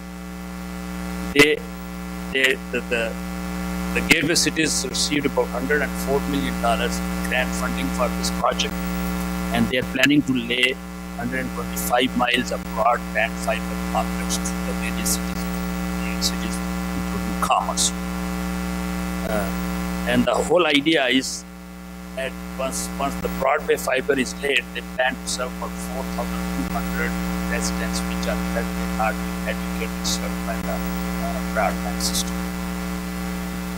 And the purpose of this program is expand the broadband access in a Council of Government region, improve the digital equity by providing broadband to those low-income and community concerns, and enhance connectivity for city facilities, including city halls, residents, and businesses alike.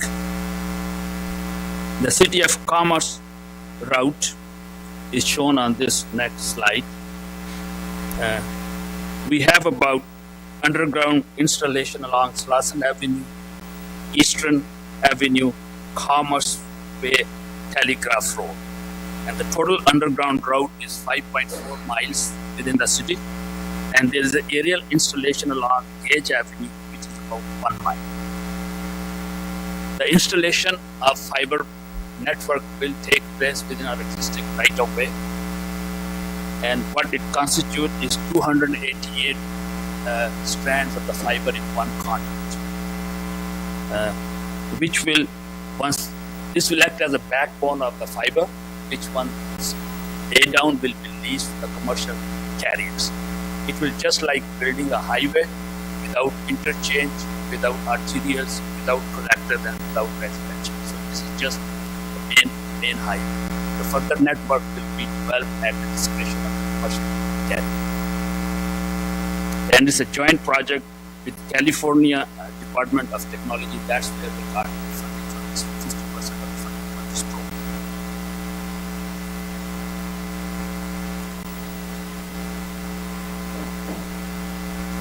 So there are some benefits highlighted in the agreement which they send us. They're offering us 2 dedicated dark fiber strands for city use. And then further installation of connecting the dark fiber to the city facilities, installing all the hardware and software which goes with those dark fiber strands will be the responsibility of the city. And then they expect in return the city commitment we should cooperate in design and construction coordination. So they are expecting us to coordinate, make coordination with them on the design aspect. We have already reviewed their design plans and we have given our comments back to the Council of the Government.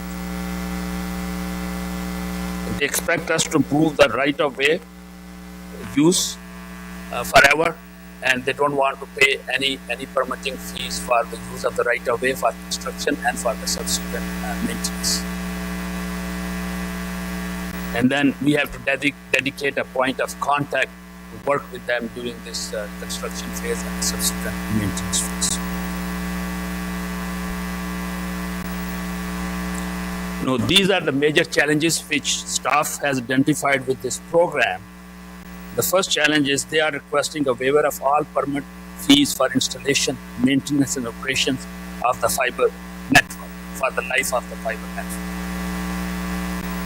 And that's a lot of financial cost from the from the city by waiving the permitting fees.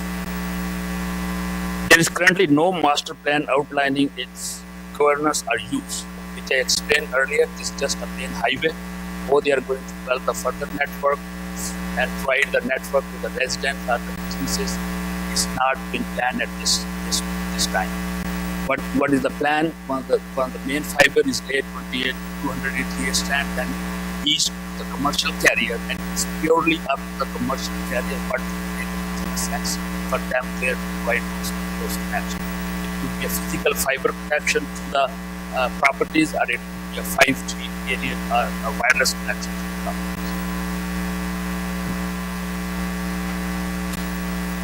The offer of 2 dedicated fiber strands for the city use is highly inadequate. If I would say, just to give you an example, one traffic signal, if I need to connect it to fiber, it requires 40 fiber strands. So 2 fiber strands for the city use almost negligible. If I would say out of 280 strands, if I would recommend, I would ask at least 50 strands for the city use.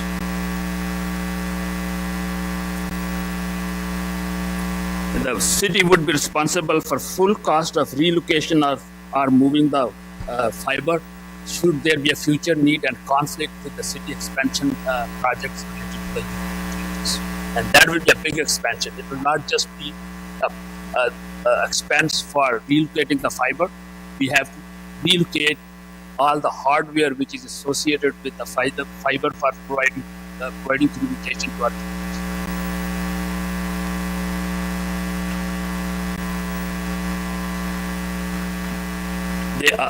They're also proposing that this will offer a low-cost broadband network to the low-income or community of concern. Once I asked the question what that cost would be, I was told it is about $40 for the low-income or the community of concern. But the California Utility Commission already has a law in place where all the utility companies, they offer a low or reduced broadband access to low income, and that rate is $50 per household. And there is a impact on the city's infrastructure during construction, because since the fiber will be laid under a street network, there will be impact on that, and then there will be subsequent impact during the maintenance phase also. And there will also be impact once they are going to build a network to provide communication to the residents and the businesses. That's just a 15 to 20% of the infrastructure. So 70% of the infrastructure still needs to be built, which will further tear down our roads, the residential, arterial, and streets. And then there will be ongoing maintenance concerns since the fiber is laid into our streets. Every time they have to maintain, we have to shut down the street, we have to delay this, we have to divert the traffic, and we have to come back and maintain the street. And there's no since after the fiber is laid down, it will be leased to commercial carriers, and there will be a franchise fees coming from that commercial carrier. At this point, the agreement they send us, there is no, they're offering no franchise fee or contribution to the city.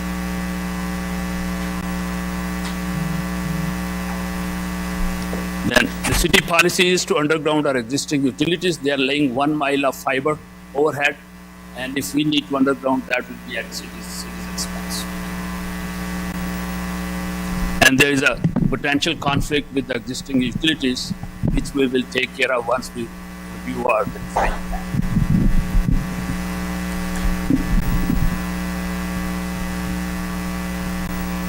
So at this point, we have an agreement received from the Council of Government, which a copy is attached. We have reviewed it with the city attorney, and we have our comments on that agreement. And we have already completed a review of the construction plan. We have some comments. We have sent it back to the project team that will send the comments. And I would also like to say, if you go back to the map, the area in red shows these are those areas where the broadband communication at this point is insufficient. If we look at that area, the City of Commerce has 98% coverage of broadband throughout its location. In fact, there are 12 carriers, out of which 8 are fiber carriers which are providing the network broadband in the city of Commerce, and the 4 or 5 are 5G, they provide 5G. So we are very well covered as far as the broadband access of fiber and internet access is concerned.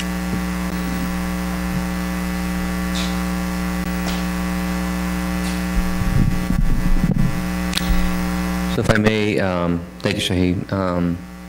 For tonight, I think it would be important to hear from the City Council, any questions or clarification on the concerns outlined by staff, so we can continue our discussions with the COG Executive Director. And so I will be meeting with him next week. And so timing-wise, it'd be appropriate for the City Council to just give us some general conversation related to some of the challenges that are in the proposed agreement, so that we can continue our conversation with them and come up with something that is better suited in the best interest of the city. So if you can put the challenges up for the council to view. One more. Nope, the other way. There you go. Okay. All right, There is a draft letter attached to the report for council consideration. I have a question. Go ahead, Councilwoman. First, as it relates to the challenges, I'm still not comfortable with a lot of that, so I agree. But my question was for the above ground portion, what is that going to look like? Is it, I don't know, strands on already existing light posts? Like, what does that mean? What does it look like? So they have to install their poles, and then they hang the fiber on their own poles, like any other. So additional poles. Yes. And do we know exactly where that would be? Would it be near existing light posts? Would it be in the middle of it? Like, or is it, we don't know yet? So mostly, I would say, though, they have to install the new light poles. The existing existing poles are owned by the utility companies. They may not have a space that the load capacity take. These fiber 288 strands is quite high. Okay. I mean, I don't know. I think the challenges that are presented toward that are in front of us, right, is something for us to consider, especially like the no franchise benefits, right? I don't know. I'm still kind of processing it, but I think my first question was, what is it going to look like, and then I just looking at all the challenges. I don't know if anybody else has other questions. Mayor Pro Tem. Thank you, Mayor, and thank you, Shahid, for the presentation.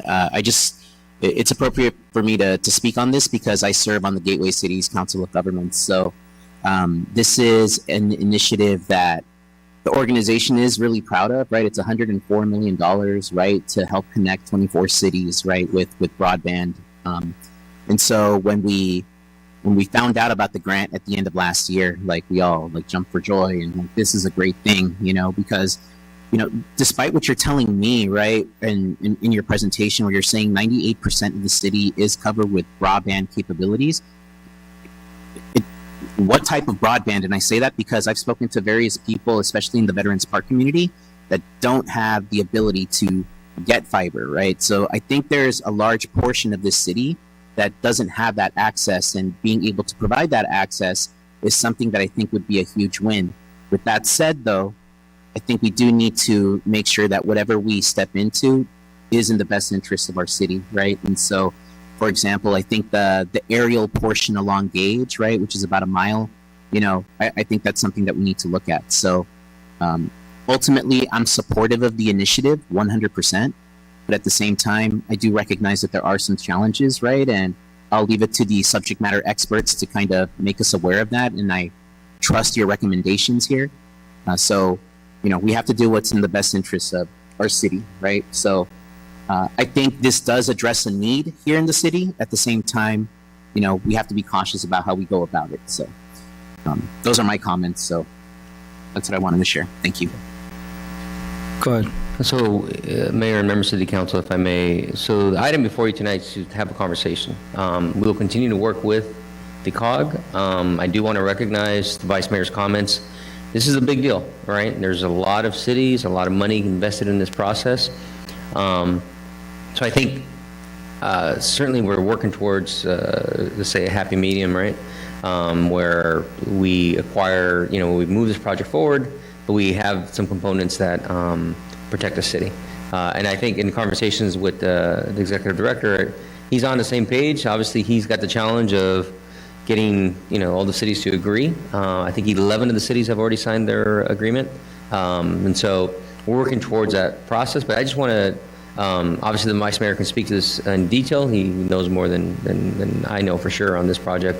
But I want to make City Council aware of the issue and let you know the next step would be continued conversation. At some point, we have an agreement that comes before the City Council for approval with any conditions. The thought process is that we would have an agreement with some amendments that provide those protections for the city. And just so everyone's aware, this is an initiative where the money has to be spent before the end of 2026, right? So we do have to move quickly, whichever way we decide to go. So. Go ahead. The other cities that have signed on, has it been, so these are the challenges that we see, right? So have the other cities signed on without any amendments? Do we know if they've signed on with whatever was presented without any of these amendments? So the other cities have signed their agreements. Some have some amendments. None have the wonderful staff that you have, so have as many of the challenges that have been outlined in this issue. So as a result, we're having this conversation. No, absolutely. I think, thank you for, really dissecting it and bringing these challenges forward, because it is something that, it's really detrimental to the decision, right? But like, as Vice Mayor mentioned, we recognize that this is something that it's a good thing, right? But is it a great thing for the city? At a glance, it's like, I was very like, yeah, finally, right? But then as I'm seeing all these challenges, I'm like, oh man, like what does that really mean? So I think that, like you mentioned, we have wonderful staff that is going to help us figure it out and get to a happy medium to get the best benefit for the city. I'd be remiss not to mention that for the benefit of the public, any regional dollars to the Southeast LA area, and if you don't know, there's for the public again, multiple council of governments. All state, federal dollars that are to serve regional purposes go through the COG, and what that means is you have an agreement amongst all the agencies to have a cooperative kind of relationship. And so I do want to recognize that is the goal. This is a good thing, to find some kind of agreement, because it does impact future dollars, right? In other words, Commerce wants to be a good neighbor, and being a good neighbor means protecting ourselves and also thinking about the region. And I think that's exactly what we're trying to do. Thank you. Okay, so then it looks like moving forward, you guys are okay with the receipt and file and giving the authority to the city manager and his designee, Public Works, to submit this letter and communicate with them what our concerns are. And okay, are you guys okay with that? Yeah. Do we need a motion? I would do it. Yeah. So I'll go ahead and I'll make the motion to. There's a motion, second. Can I have a roll call? Councilmember Guerrero? Yes. Councilmember Garcia? Yes. Councilmember Ibor? Yes. Vice Mayor Lainez? Yes. And Mayor Altamirano? Yes. All right. Thank you, Council. Thank you for all the hard work you do. Thank you so much. All right, we're going to move on to item number 13, which is an update on DTSC cleanup and grass planting. Mayor and the Council again, Shahid Abbas, Director of Public Works. I'll give you a brief update about the program, which is the Department of Toxic Substance Control cleanup program with the City of Commerce. Shahid, is there any way you can speak into the mic? It's because sometimes we can't hear you. So this results from the close-up of the site Excite plant, which was located at 2700 South Indiana Street in the city of Vernon, and that plant was closed in 2013. In 2016, the state allocated $176.6 million for cleanup in 6 surrounding cities within 1.7 mile radius of this plant, which included City of Commerce. Cleanup started in 2017, where top 18-inch of soil was, which had lead contents, was removed and replaced with clean fill.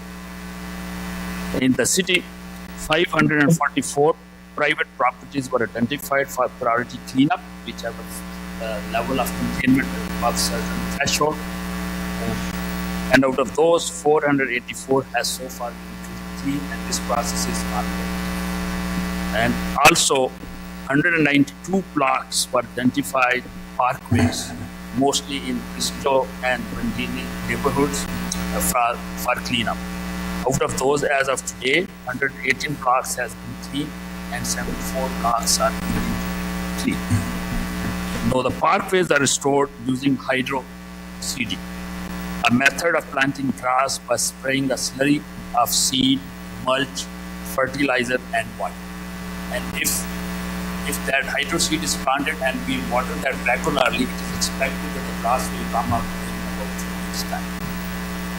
The grass types which they used in the hydro seed were basically fescue, and there was an option of zosia, marathon, and majestic. But mostly they're using fescue grass here in the city of Commerce.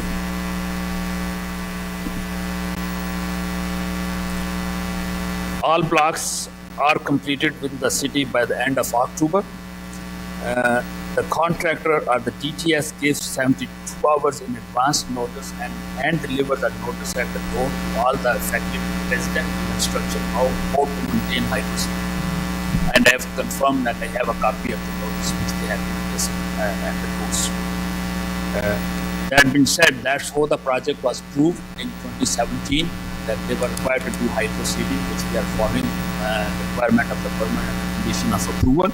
Within the parkway, the question was also asked if they have to replace the hydro seeding with the sod, and then you see the cost of the sod is too expensive. It's about $2 to $2.25 per square foot, which means that the block is replaced from hydro seeding to sod will be approximately $24,000 to $30,000 per block, whereas hydro seeding is 1/3 of this cost. So I had a discussion with DTS because the permit was up for renewal. I withheld the permit and the budget them to do the sod, but I couldn't do it because the project was approved with hydro seeding. We approved it? Yeah, back in 2017. 2017, the project started in 2017. So the reason why I brought this to our attention is because the residents are bringing it to our attention. I'm sure, are they reaching out to you guys? I drove by with our city manager in Bandini, and it looks terrible. It's terrible. I think that they give us what we expect. And I think what they're thinking we expect is too low. They're aiming low and they're hitting low. If this was happening in Beverly Hills, they wouldn't put up with it. As a matter of fact, they wouldn't even propose anything like they did here in City of Commerce. They would actually, put some grass in, right? And if we go to Newport Beach, Orange County, they wouldn't put up with it either. And I'm not going to settle for this. This is our community. I really want to do something about it. I don't think that every resident is going to be out there watering the grass. There's some, and I know that you say it could potentially grow in 2 weeks, but on the paperwork that they're leaving, it says up to 8 weeks. So what does that mean? I mean, in 2 months, it could be rainy season. It's going to be muddy. I think that we as a city should do something about it and try to do our best to hand over the bill to them, because they're the ones that created the problem, not us, and not DTSC, not the state, but Excite. But in a way, the state's responsible for allowing Excite to continue to operate when they just kept extending their permits, and this is what they've created together. So I think that we should hold them liable financially and then do what's right in our community and leave it the way they found it. That's my opinion, and I'm not willing to budge in any other way. These are, if this happened in front of my home, I demand something like I have out there. Some people have St. Augustine in front of their house. Others have others. They paid money to do this in front of their house. I mean, I know it's not their property. This is the Parkway City property, but they paid to do this. And I would expect, if it was in front of my house, I would expect for them to do what I had there to replace it. So I don't know if staff can figure something out, but I think it looks terrible. It really does. And to hear that many residents complain about it, it's not good. It's not good. Go ahead, Councilman. Shahid, what type of grass did we have there before? Do you know? Councilman, I really don't know. I think it's either it was St. Augustine. Not St. Augustine. Sorry, They were I think all different. All of them were different. Yeah, because it depends what kind of grass do you want in front of your house. Is do you want $1 square foot, or do you want? So before DTSC came in, everybody had kind of like different. Yes. Type of grass. Okay. And I know this was not. I mean, you came into this, so we're not frustrated with you, but we are receiving those phone calls. I know I have, right? And I also to the drive and it does, right? It looks terrible, and residents are saying like we're watering it the way they're asking us to water it. Some of it looks already dead. Some of it's coming in. It's not. So I do agree with the mayor that I don't know. Even if I think we're gonna have to bite the bullet as it relates to the finance part of it. Sorry, Alvaro. I know that you're sitting there probably cringing. But we do take a lot of pride in the beautification of our community, and it just looks really terrible.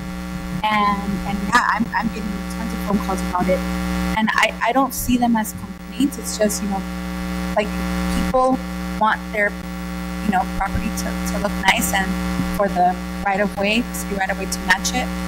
And it's right, there are people that pay for that part to look nice, right? And didn't ask the city for reimbursement, right?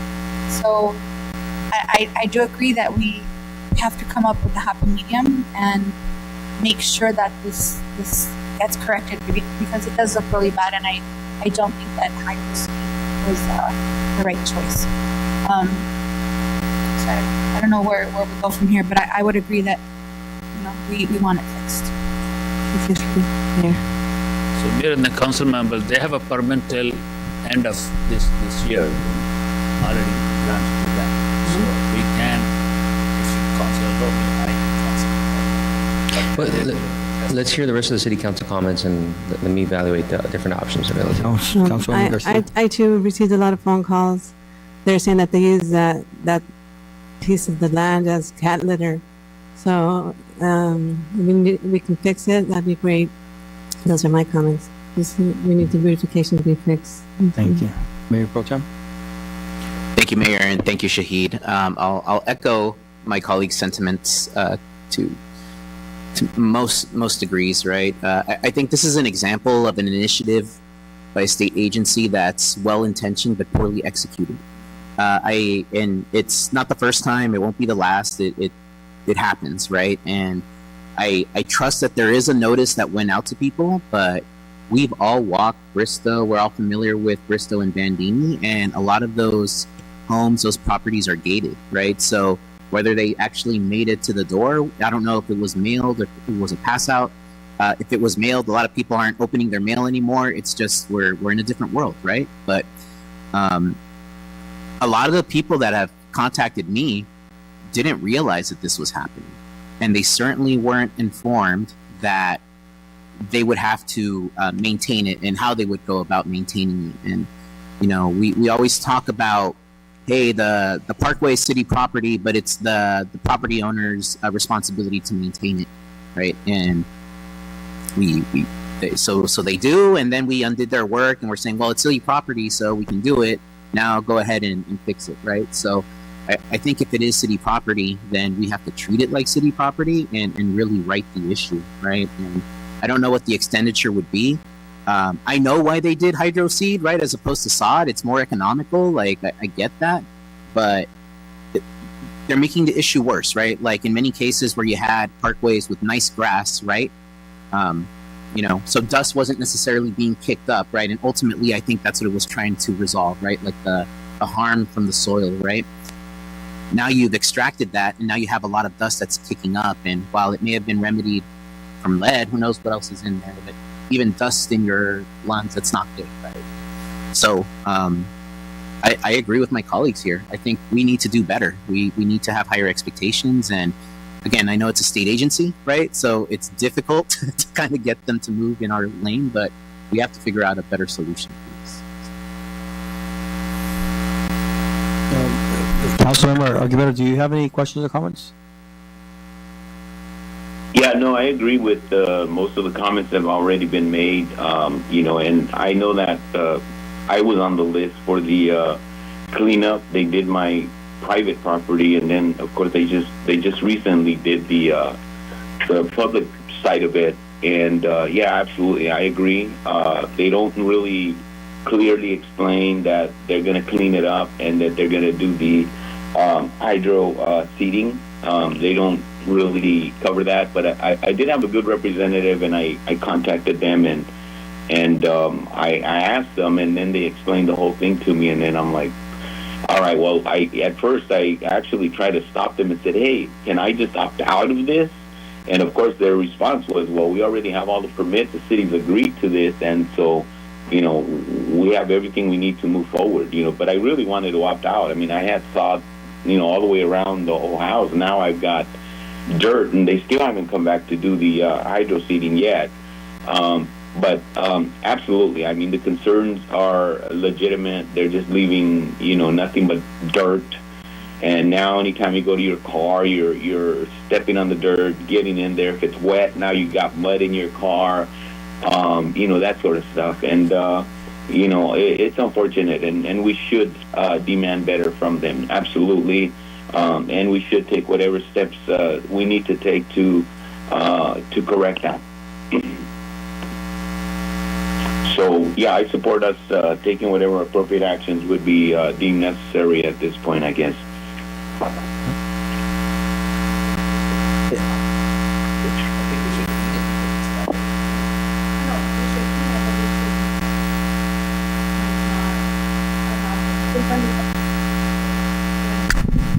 Did I lose everybody, or No. I'm still there?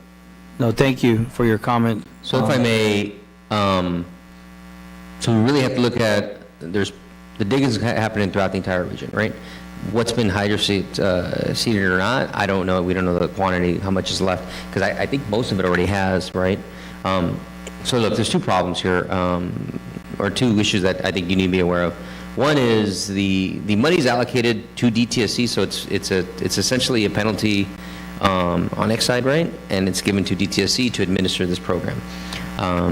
Whether or not, and that's just something that you have to understand, that whether or not whatever steps you take next and those expenses, we get reimbursed by DTSC, it's going to be one of those challenges, right? And so I think that's secondary to your decision. The other issue is, and I understand the frustration, because we did go out there and it looks pretty bad. But certainly some folks are watering it and some folks are not, right? And that's the fact. So one of the areas we can certainly jump on right away, and honestly, it's going to be the same issue with sod. Sod needs to be heavily watered initially, and some folks will water and some folks will not. And so if we want to take responsibility by saying the city will help bring this back to its former status, right? And I think step one is, I talked to Shay about purchasing a water buffalo and us taking the initiative to water these things as the maintenance plan requires. And then at the same time, we can get a proposal on what it would cost to put sod in all these areas or portions of the areas, like really break it down, right? So the city council can make a real decision. Because I'm just telling you, even if we put sod, it will not take 100% if it's not watered appropriately, and not everybody's going to water it appropriately, right? Because prior to this, some people had beautiful parkway, and some people did not have beautiful parkway, and it's going to be that same kind of format. So, if I may suggest that we move quickly on the us watering these areas, the city taking that initiative. And again, I agree that it is not these folks' fault that this happened, and essentially DTSC is saying, coming in, I'm going to repair it, but they're not repairing it at the level that, and to your point about what should have been and shouldn't have been acceptable, right? That was a conversation in 2017, right? If it was brought to you, frankly, because that's the other issue that we've kind of been going through here, that a lot of these issues weren't brought to you, at least in the proper format, so you can make these kinds of decisions. But we're here now, and I think there's an opportunity to address it. And I guess the level of commitment you have on this will be dictated by the options available to you. But 100%, just, I'm not criticizing, people's watering practices, but I think all know some people will be more active and can be more active because both parents work and everything can become more difficult. We can certainly take that initiative, report back on the cost, report back on what is and what isn't, because what I'd be interested to know, this has been going on for 8 years, so how did the other areas look now, right? In other words, how did the different annual kind of removal of dirt and replanting of, because it's been the same exact process, right, throughout? So report back on how those have looked over the years, right? But I think we can move right away on us taking over the watering. City manager, if I may, we could have another, if we go back, no, but I checked by inspector, go back and check out the area, but we figure out most of the residents, they blow off the seat. So if we come back, there is, I can barely hear whoever's speaking. I said, we checked up, I asked the inspector to go and check out, and what we figured out, most of the residents have blow off the seat, with the blower. So there's no more seat like left in the parkway. And birds. If we need water, we have to go back hydro again to get that blown off. Essentially, let us kind of really inventory the issue, right? I don't want to devalue it, though. It's a real issue, and it does look horrible, right? It looks like I can't. Somebody up there said cat litter. That's what it looks like. I don't have a cat anymore because I don't like cat litter. So if the council is fine with that, I think that's the direction we will move in, and then obviously there's probably related actions that will come back to you. Let's figure it out too, because I think I think Jim Crawford mentioned something that they have these programs in Central Basin about the landscaping that you don't have to water too much. Maybe we can get grants from them as well. Okay. To do some rocks or whatever they want. That's going to help all this. Yeah, they may have irrigation waters too that we could use. It has less of a standard than drinking water. So. Okay, let's take a look at that. All right, well, you guys, you have clear direction now from all of us. I appreciate you guys. Thank you for presenting this. So we'll go ahead and move on. Well, we're gonna skip item number 14 when Hugo comes back, probably in 2 weeks. So we're gonna move this item, and so we're gonna move on to the public hearing. The public hearing. Do I need to open up the public hearing comment? So at this time, it's open. Is there any comments? There is no comments received. Okay. And remind me, do I need to close it in order to move forward? Okay, I'm going to go ahead and close the public hearing. And then who's going to report on the confirmation of the 2024-25 weed abatement charges? So the County of Los Angeles Agricultural Commission, it's an annual thing. They go around the city and prepare a list of properties containing weeds, dangerous weeds, or rubbish. And this item actually public hearing and just confirmation of charges. That usually costs about $45 per property. And anybody opposed to those charges can come over and oppose those charges. But then again, like the property owners will receive opportunity to clean the property, or the Department of Agricultural, Los Angeles Agricultural Commission will charge those for cleanup.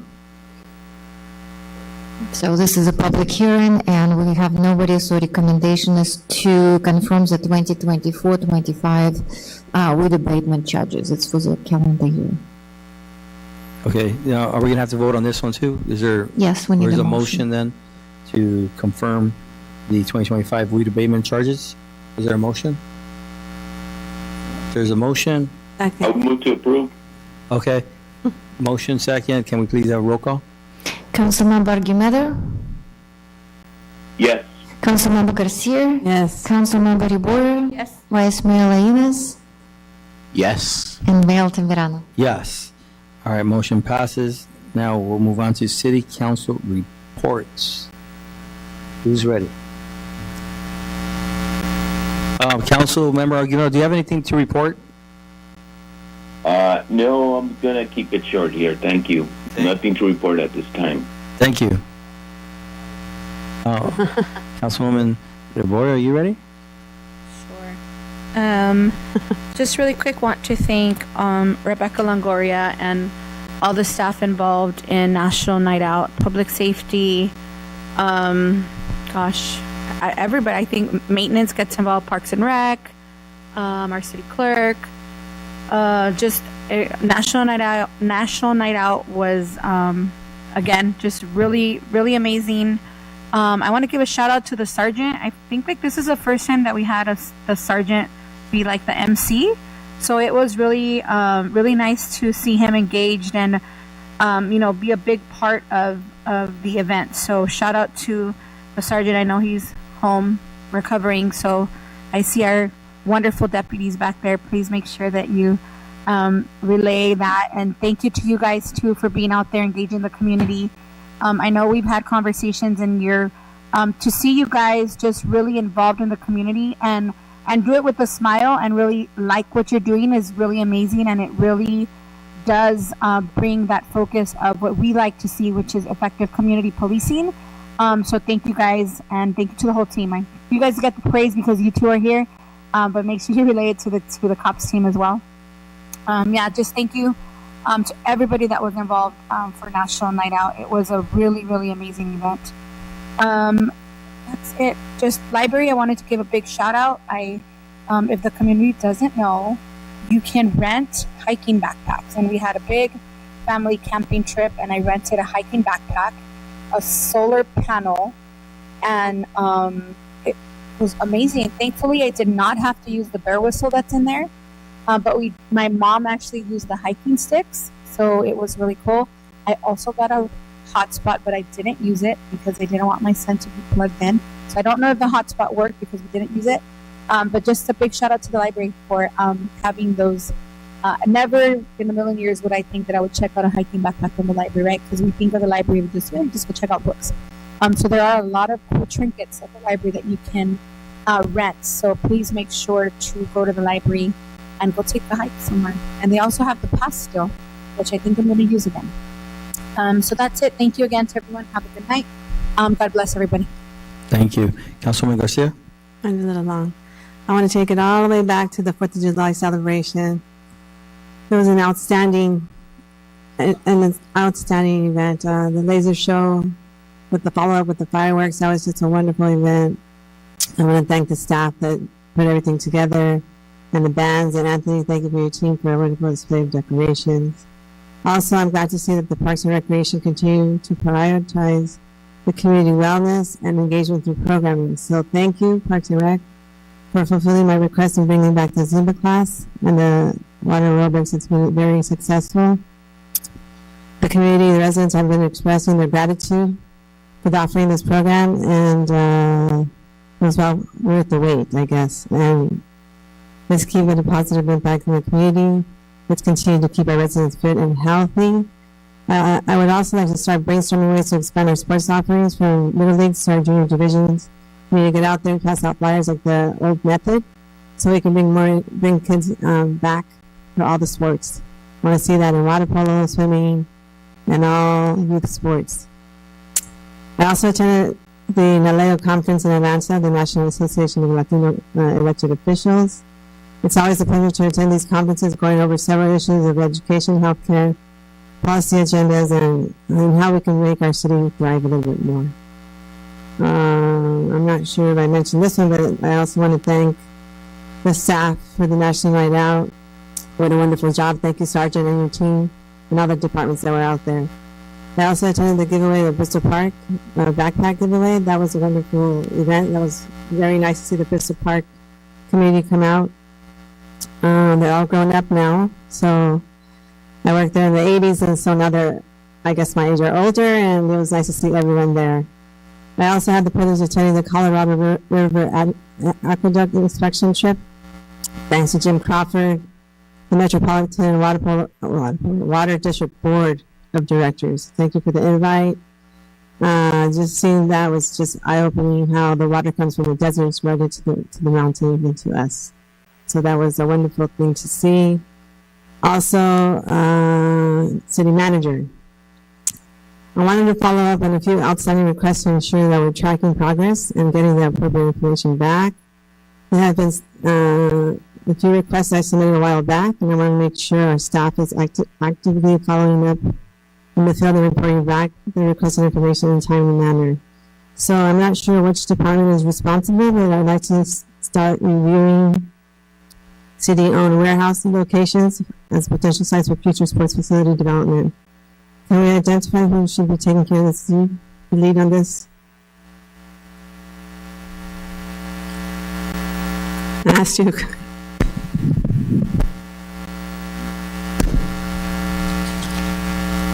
I have bad ears, I'm sorry. I was asking the attorney, reviewing what? Potential sites for future sports facility development. Oh, okay.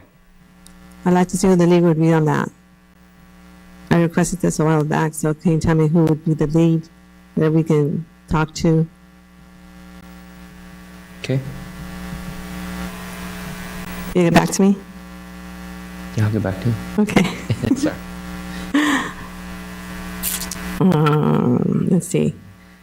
We also requested the library to be open at Bristol and Veterans. The kids are back in school. We need kids to be there for homework help. Is there any way we can get that going? Monday to Thursday, Bristol and Veterans Park. Library.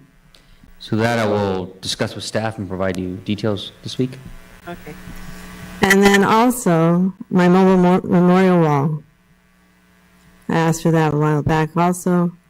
I'd like to know who the lead would be on that so that we can bring that to the City of Commerce since we're now a Purple Heart. So the memorial wall would be agendized as part of your committee. Okay.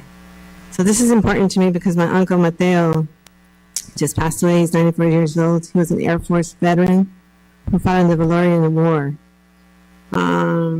He was also in the Honor Roll of Charter Members. And this is a prominent feature at the National World War II Museum in New Orleans. So this is why it's important to me.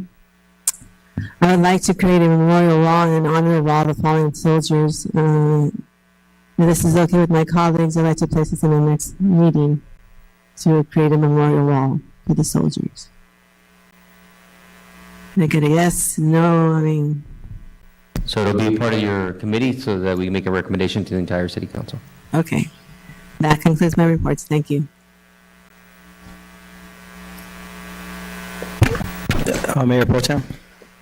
Thank you, Mayor. Councilwoman Garcia, my condolences about your uncle who passed. Did Councilwoman Rebollo tell us all to take a hike? Is that what you said with your reports? Okay. I'm actually going camping next month, so I think I'll walk over to the library and check out one of those goodie bags. So, not a whole lot to report. I attended National Night Out, and I do want to thank all of our city departments, our sheriff's departments, of course, LA County Fire, our sponsors and vendors who really helped make the event a success. It's a great event. I'd be remiss to not acknowledge Rebecca as well, who did a great job. She was running around the parking lot, just making sure that everybody had what they needed. And Lena, you as well. So good time. It was a good time. Unfortunately, I didn't make it out to the scholarship breakfast on August 2nd. It was my youngest son's birthday. It was his actual birthday, and we had his birthday party. But I heard it was a great success. And listen, congratulations to all of the recipients, and congratulations to you, Sonia and Evelyn, who both do such a great job with that event. I also could not attend the backpack giveaway at Bristol Park because it was on the same day. It was my son's birthday, but I definitely want to thank the Bristol Park Handball Club and the city for just helping provide and give away backpacks that day. Lastly, just big shout out to Parks and Rec. This past weekend, they did kind of a back-to-back, right? There was the back-to-school event on Friday and then the concerts at the park on Saturday. So I heard there were great events. I was actually out of town, so I could not be there, but everyone said it was great. So I will trust them, right? So great job. With that said, thank you, and that concludes my report. Thank you, Mayor Pro Tem. Yes, scholarship fund. Congratulations to all the scholars that got the scholarship. The Parks and Rec. Actually, you guys have been doing a remarkable job with you guys' events, the concerts, and things of that nature. I hear amazing feedback. I'm sad that I missed the library event that they just recently had. They're always fun at the library with Sonia. She likes to do some fun stuff there. I heard some positive feedback on that. A National Night Out, Rebecca Longoria did an amazing job, and she had some volunteers with her. So thank you for volunteering and making it such a remarkable night.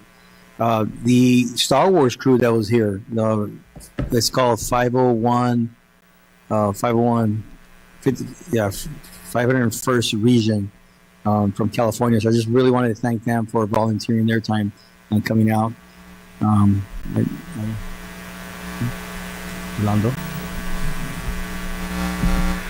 Yeah, thank you for that, Councilwoman. So yeah, and we also had Bristol Park.